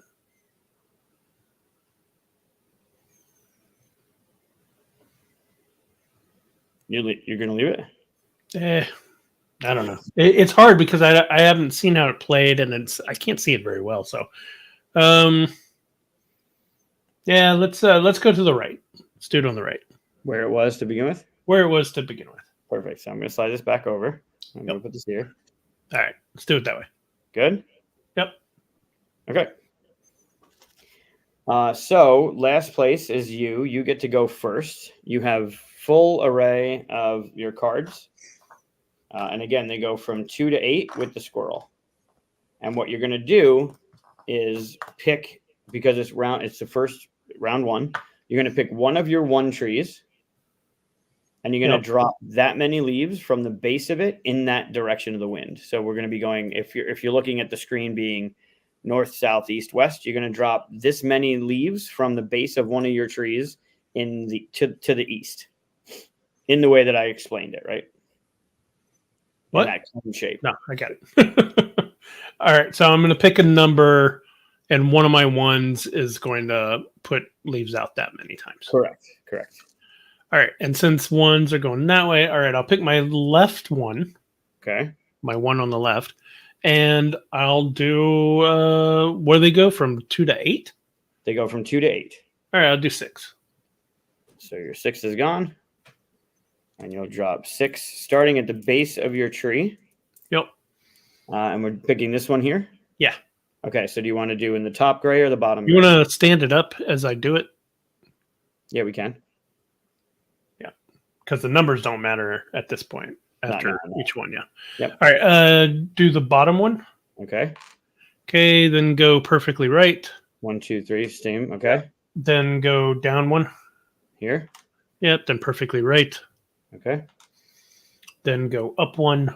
It's very aggressive what you just did right there with that tree. Just saying. Then go up one. That's it. Yeah. 1, 2, 3, 4, 5, 6. Good. Good. Okay. Tree goes away. Like nature. All right. So I'm going to pick this one, which is here. And I'll do, let me get my squirrel and let me get my cards. I'm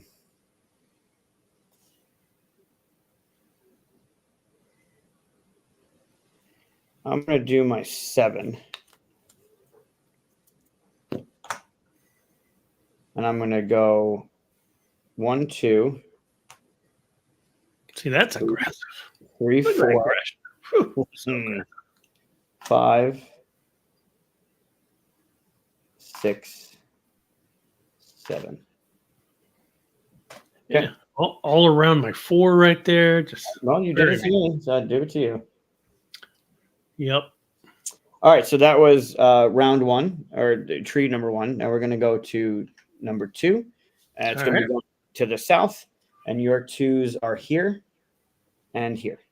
Okay, we're going down, so I'll pick my top one. Let's see. I didn't show you this. I got this at Buffalo Trace on the way back. That's funny. Okay, can you stand my tree up? This one? Yep. Okay. And let's go to the left. Well, how many are you dropping? Oh, that's right. Let's see. I want to drop Let's just do two. I'll keep these out so I know which ones you've done. I'm just gonna do two. Just two. Okay. And where are you going? Let's go to the right and then straight down. Okay. Now I need to do a 2, so it's either this one or this one. How many rounds of this do we do? We'll do all 8 trees. Oh, and then the game's over? That's it. Holy crap. Okay. Yep.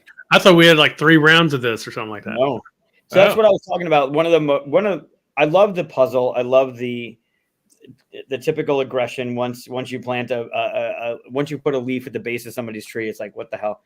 But the game goes from, and the most beautiful part about it, the game goes from this bare board, right, with nothing on it, to all these trees planted. And then you'll have this amalgamation of leaves and trees. And then all of a sudden it's just the leaves. It's just a beautiful game state that I'm going to house you in. All right. So 2 going this way. I'm going to pick that one. I'm not going to pick that one. I'm going to pick this one. And then I'm going to do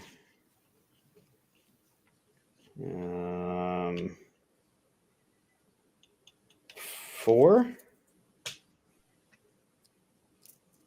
And I'll go 1, 2, 3, 4. Okay. All right.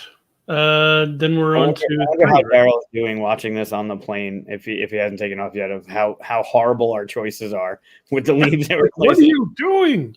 Yeah. So now we're doing 3, right? So now, yep, we move over to here. Now we're going 3, and we're going to the west. So your 3 trees are here and here. Yeah, that sucks. It's a bad place for him. And I already used my 2, didn't I? You did. Well, that's too bad. You have the squirrel, but I mean, the squirrel is a nice thing. Seems like a bad place for the squirrel. Yeah. All right. Well, let's waste the 3. Okay. And let's put one in the wait. Stand it up, please. Which tree? Oh, the far right. This one? Yeah. Okay. All right. Let's put one. Top left, then bottom left, and then that's me. That's it. All right. So my 3 is here or here. Oh man, I could really just take over. That would be such a waste.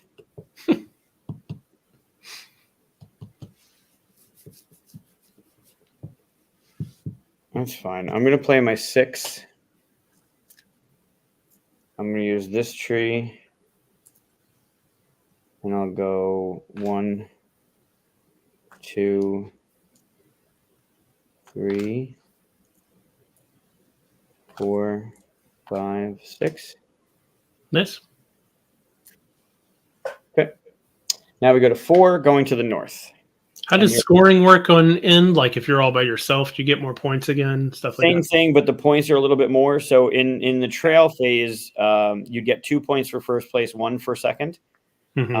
In this phase, you'll get 5 points for first place, 3 for second. But if you're by yourself, you get 8. Mm-hmm. All right. All right. So you said 4, right? We're going up? 4 to the north. To the north.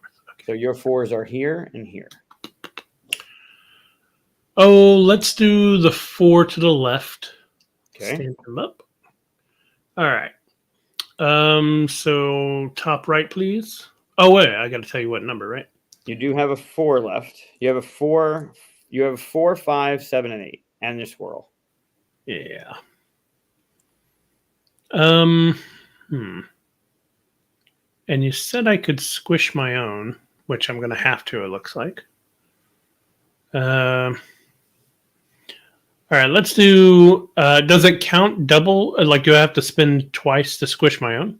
Not on yours. Yours are free to place on. Like it's more of a just missed point there. Okay. Like if I wanted to place on this one and it has one of yours and one of mine, it would still cost me 1 extra because one of yours is there. Yeah.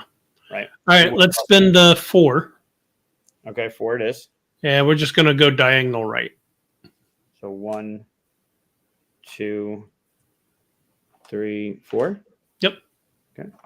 Oh, tree broke.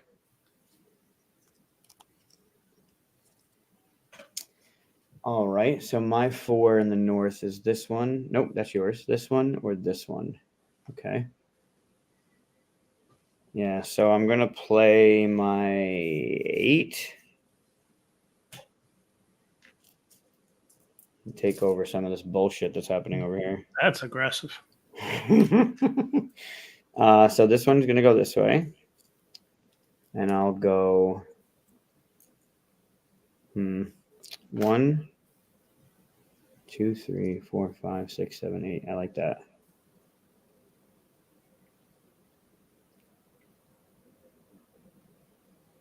I played my 7. Yeah. Okay. So 1, 2, 3, 4, 5, 6, 7, 8. All right. Okay. And now we're going to the east, and you get to pick the number that you want to do. All right. Well, we'll do 3 going east. Okay. And what are my numbers left? You have the squirrel, and then you have a 5, 7, and 8. The squirrel moves 3, but wherever they end up, they're permanent.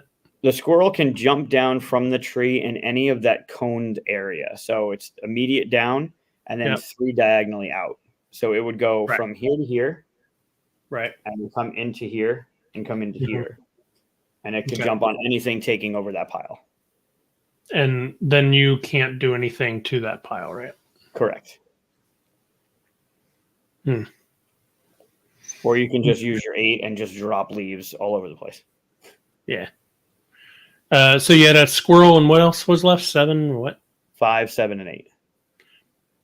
All right. Let's go with let's do the 7. Okay. And put it. Can you stand it up, please? Yep. Thank you. Bottom. Then directly to the right. So that's 1, 2, 3. Then up. Oh no! Sorry. To the right. Sorry. 4, 5. And then to the right. 6, 7. Yep. Okay.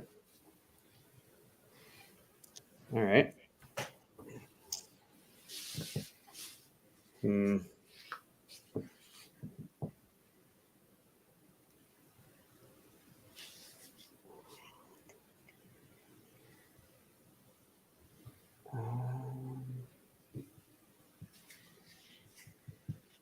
Do I do it now?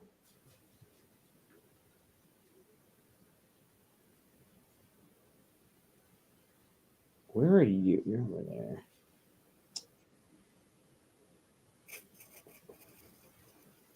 No, I can't do it now. I'll do the 5. All right, I'm going to use that one. I'm going to do the 5. I'm going to do 1, 2, 3, 4, 5. Okay. And now you picked a tree, and it's going to the south. To the south. All right. So we're gonna do. You have the squirrel and 5 and 8. Okay. We're going to do the. Let's see. Going south. You said. Yep.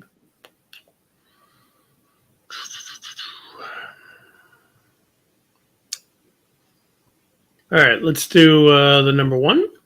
Okay. And you want the squirrel or the 5 and the 8? Man, there's stuff everywhere. Yeah, there is. All right. Let's do the 8. Okay. Bottom right. 6, 7, 8. 8's gone.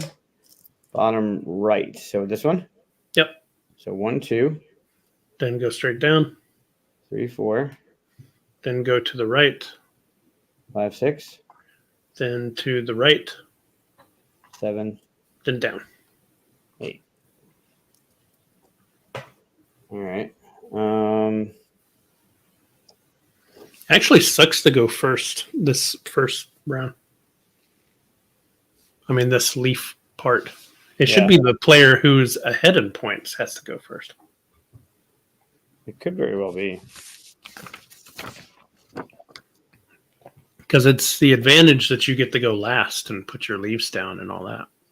The new start player will select the initial direction of the wind. Nope, it's you. You're the new start player. Well, what caused the new starts player? Whoever was last in the summer scoring. Should have been. Yeah. Telling Daryl. Nope. Should have been whoever was first.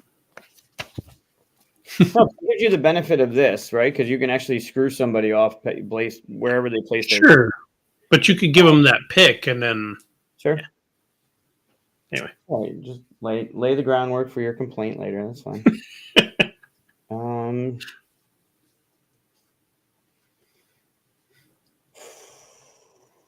I'm piling it on. Wow, well done. I'm going to do my one. I'm going to play my squirrel, and I'm going to jump the squirrel right to here. Okay, fine. Then what's next? We're going west. I don't like that move, but I'm going to do it. Yep, now we're going west. And I have a squirrel left and what, a 5? A 5, yep. Can my squirrel squish your squirrel? Just kidding. No. That's a different kind of game. It's totally different. Yeah. It is nature, though. It is. All right, we're going left. All right, let's do number 2 going left. This one? Yeah, and I'm gonna stick my squirrel on the yellow one to the left. This one? No, sorry, far left. In the red area. This one. Yep. Can't let you be all alone in there. Yeah, it sucked. That was a good placement. All right, so I got my 3 and my 2.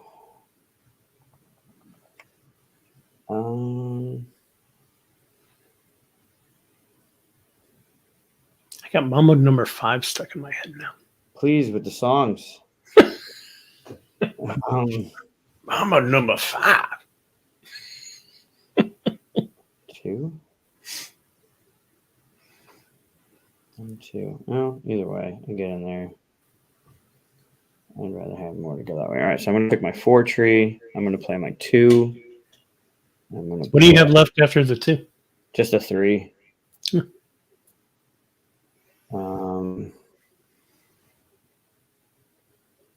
I have to take that over, so it doesn't matter where that goes. Okay. And then last one is that going north. You have a 5. So 1, 2, 3, 4, 5. Yep. All right, let's go to the right. 1. Yep, and then straight up. 2, 3. Up. 4, 5. Yep. Here. Yep. Yeah, no, to the far right. Yeah. Didn't matter. Because I can't get up there anyway. And then this is my 3. I'll take my 3. 1, 2, 3, and I'll go north. I actually can't place. That's interesting. Nope, I can. So I'm going to play here for 1, and then here for 2, 3. Okay. The majority in that area. Okay, so that's that. And now we'll start. We'll start in this red area, I guess, and we'll go clockwise. Yep. You have that by yourself, so that gets you 8 points. 6, 7, 8. Do you want me to, I wish I could do this on camera so you can see it. Put it on the board itself a little bit. We're not using those spaces. Well, we are, though. I got to count all this stuff. No, but the bottom 4 spaces of the board. Here? Bottom 4 left. Yeah. There you go. Okay, there you go. All right, so we did that. Yep. We go to the gray. We're tied. So Yep. we each get 4. So 1, 2, 3, 4. 1, 2, 3, 4. That's All done. right. I'll go to this All dark right, blue. good game. Yeah, that was fun. You have 4, I have 2, so you get majority in that one. That gets you 5. 1, 2, 3, 4, 5, and I get 3. 1, 2, 3. We go to this green area. You get 5 again. 1, 2, 3, 4, 5. I get 3. 1, 2, 3. We go to this. I get 5. 1, 2, 3, 4, 5. You get 3. 1, 2, 3. I think you got this, buddy. I get this by myself. Yeah, that's a big one. Yeah. 1, 2, 3, 4, 5, 6, 7. We are tied at 44. And then you got that one. I do. I got this one and the next one. Yep. That gets me 5. 1, 2, 3, 4, 5. You get 3. 1, 2, 3. And then the last one is my majority. 1, 2, 3, 4, 5. And you get 3. 1, 2, 3. Yeah.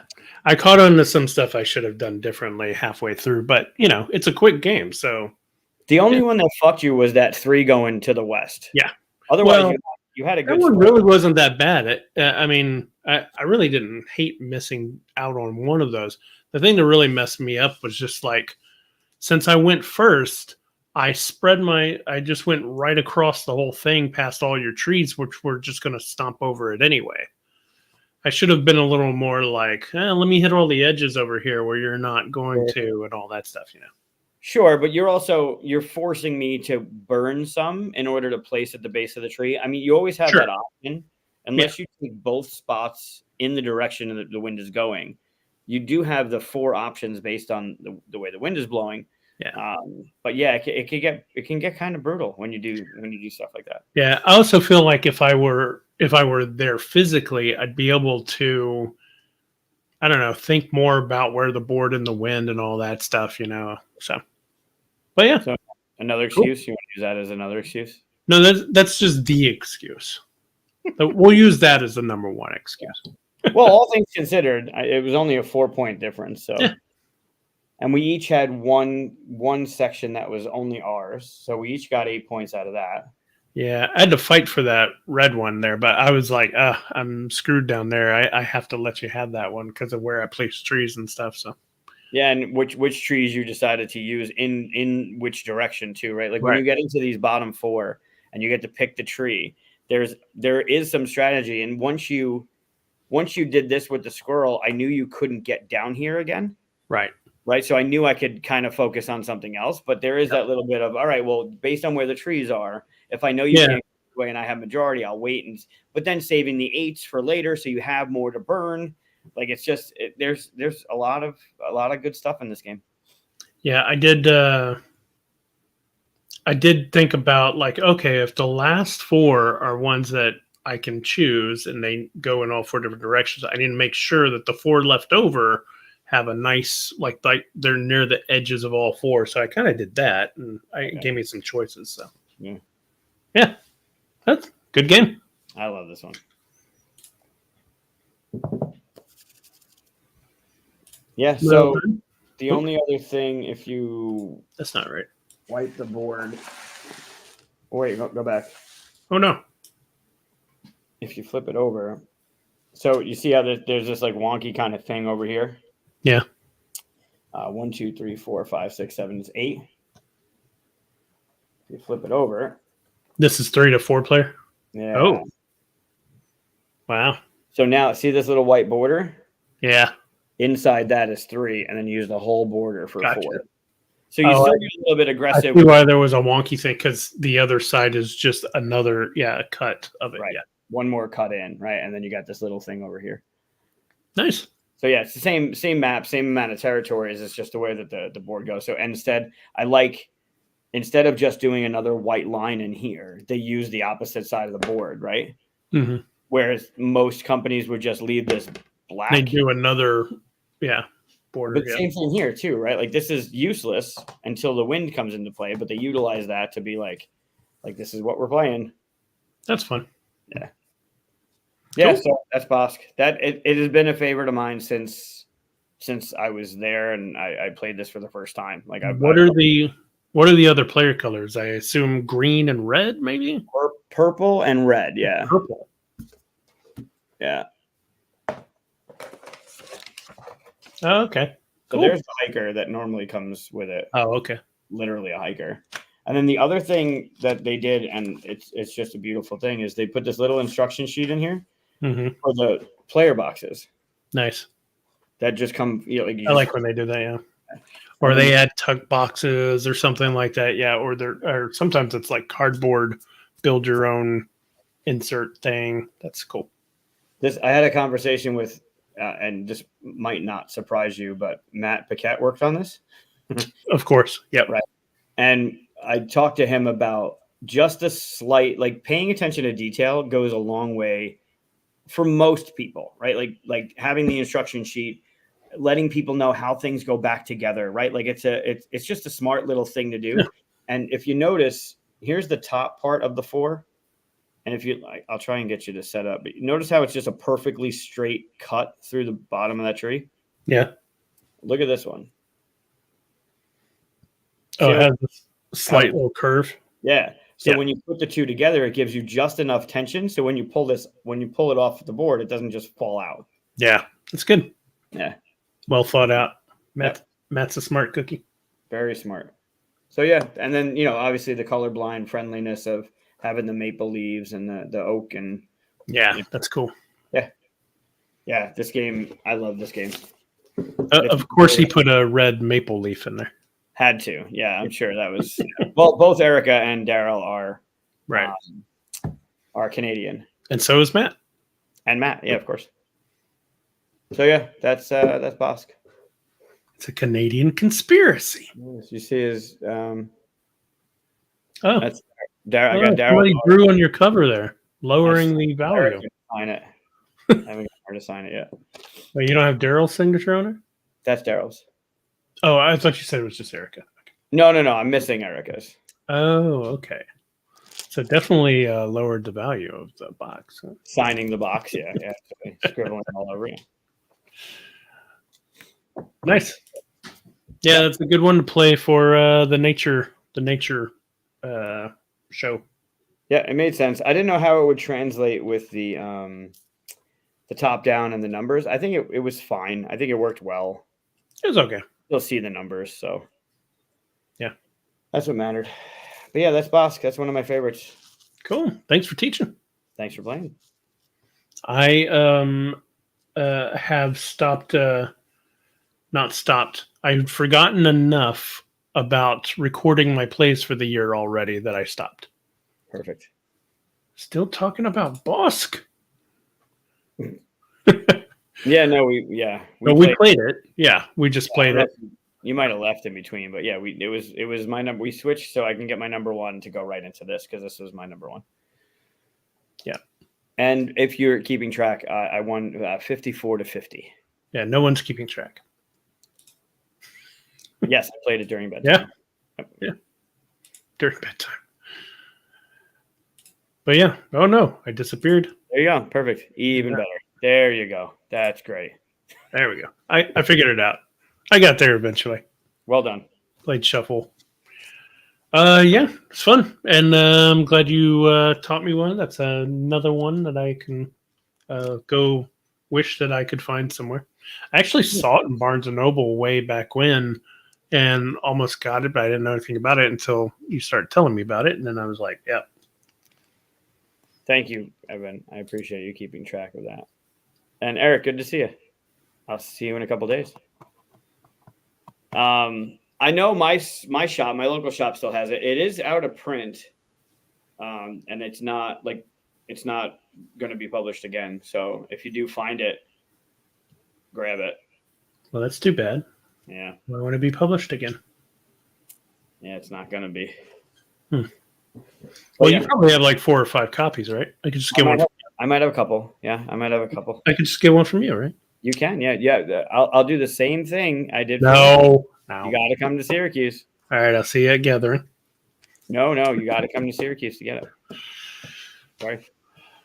You know how it already takes like 2 trips in a plane just to get to Buffalo. Syracuse, I imagine I have to like ride a camel to get to or something.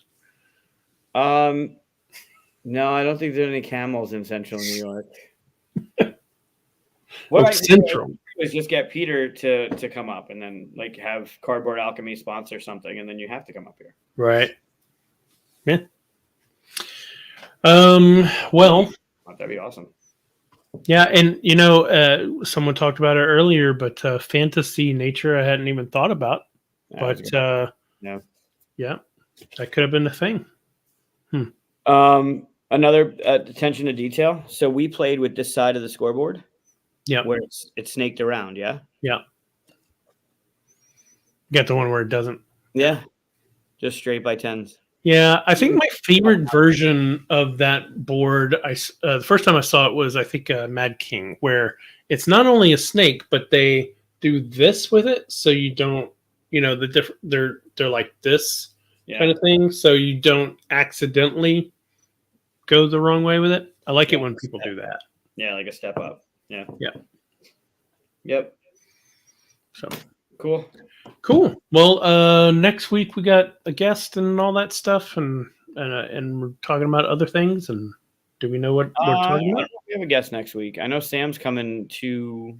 Oh, it's not next week. No, Sam is next week. Is 2 weeks. I thought the same thing.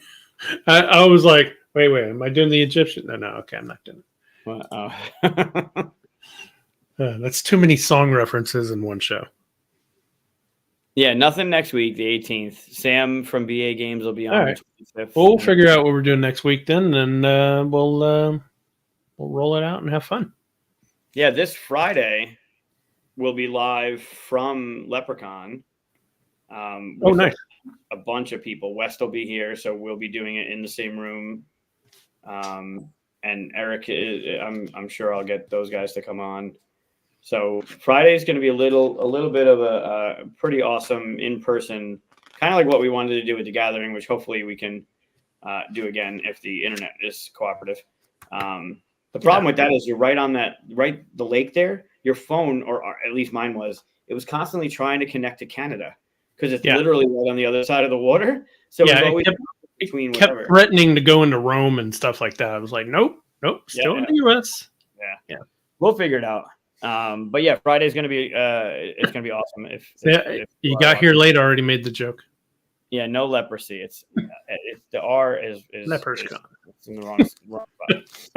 It's St. Patrick's Day, so Leprechaun. Come on. Oh, is it St. Patrick's Day? Yeah, cool. Sunday is St. Patrick's Day. Actually, have a game called St. Patrick's to play at. Where is it? It's a little trick taker game. Not many Leprechaun games. You would think there'd be more, but there's not that many like St. Patrick's or Leprechaun themed games. That's interesting.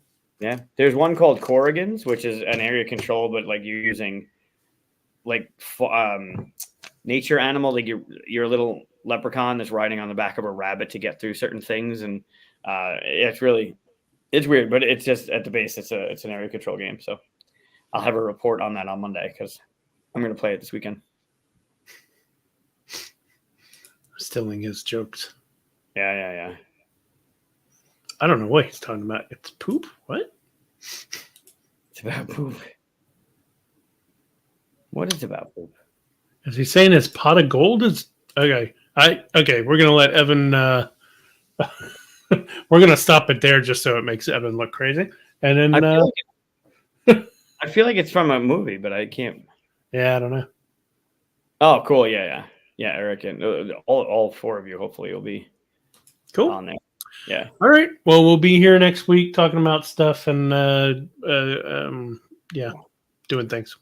We'll definitely be doing things. Yeah. Give us a comment and tell us things that we should be doing. Yeah, I want to go back and look at some of their ones. They had some good subscribe, all that stuff. Yeah. Shannon had a bunch on her list of things like that. Her games, but I don't know where that is. What, the nature games? Yeah, she put a list of stuff. Oh yeah, I know. When we're doing our list, a lot of people like to put their list of stuff, and that's great. But I don't want to pop it up because it might be on your list or my list. So yeah, I'm trying to scroll back and see what she wrote down. I know Everdell was on there. I think Everdell would count, right? He's just going to keep doing song titles. There's a game. Can you do, if I say song title, the last word I use, you have to start the next song title with the beginning of that. Yeah, like using that word. No way. That's tough. Yeah, I know. I can wreck it immediately. The first thing that popped in my head was Unchained Melody. So now do a song that starts with melody. Well, do Enter Sandman. Yeah. Sandman is a bring Is there me a a song? dream, Hey, Mr. Sandman, bring me. It was in Back to the Future. But it doesn't start with Sandman. Oh, is it Mr. Sandman? Oh, okay. Yeah. Yeah, that might be too hard. Maybe you should just do the last letter, has to be the first letter. So if you did Enter Sandman, then the next one would have to just start with an N. Oh, okay. Yeah, that's much easier to do. That's easier, yeah. Yeah. Yeah, Mr. Sandman. That would be really tough to do. Yeah. Oh, shit. Yeah. All right. Well, we're gonna go, and we're done talking to all of you. Go away. Nice. Really We'll see you next week. good. Yeah, see you next week. See some of you this week. Bye, everybody. See ya.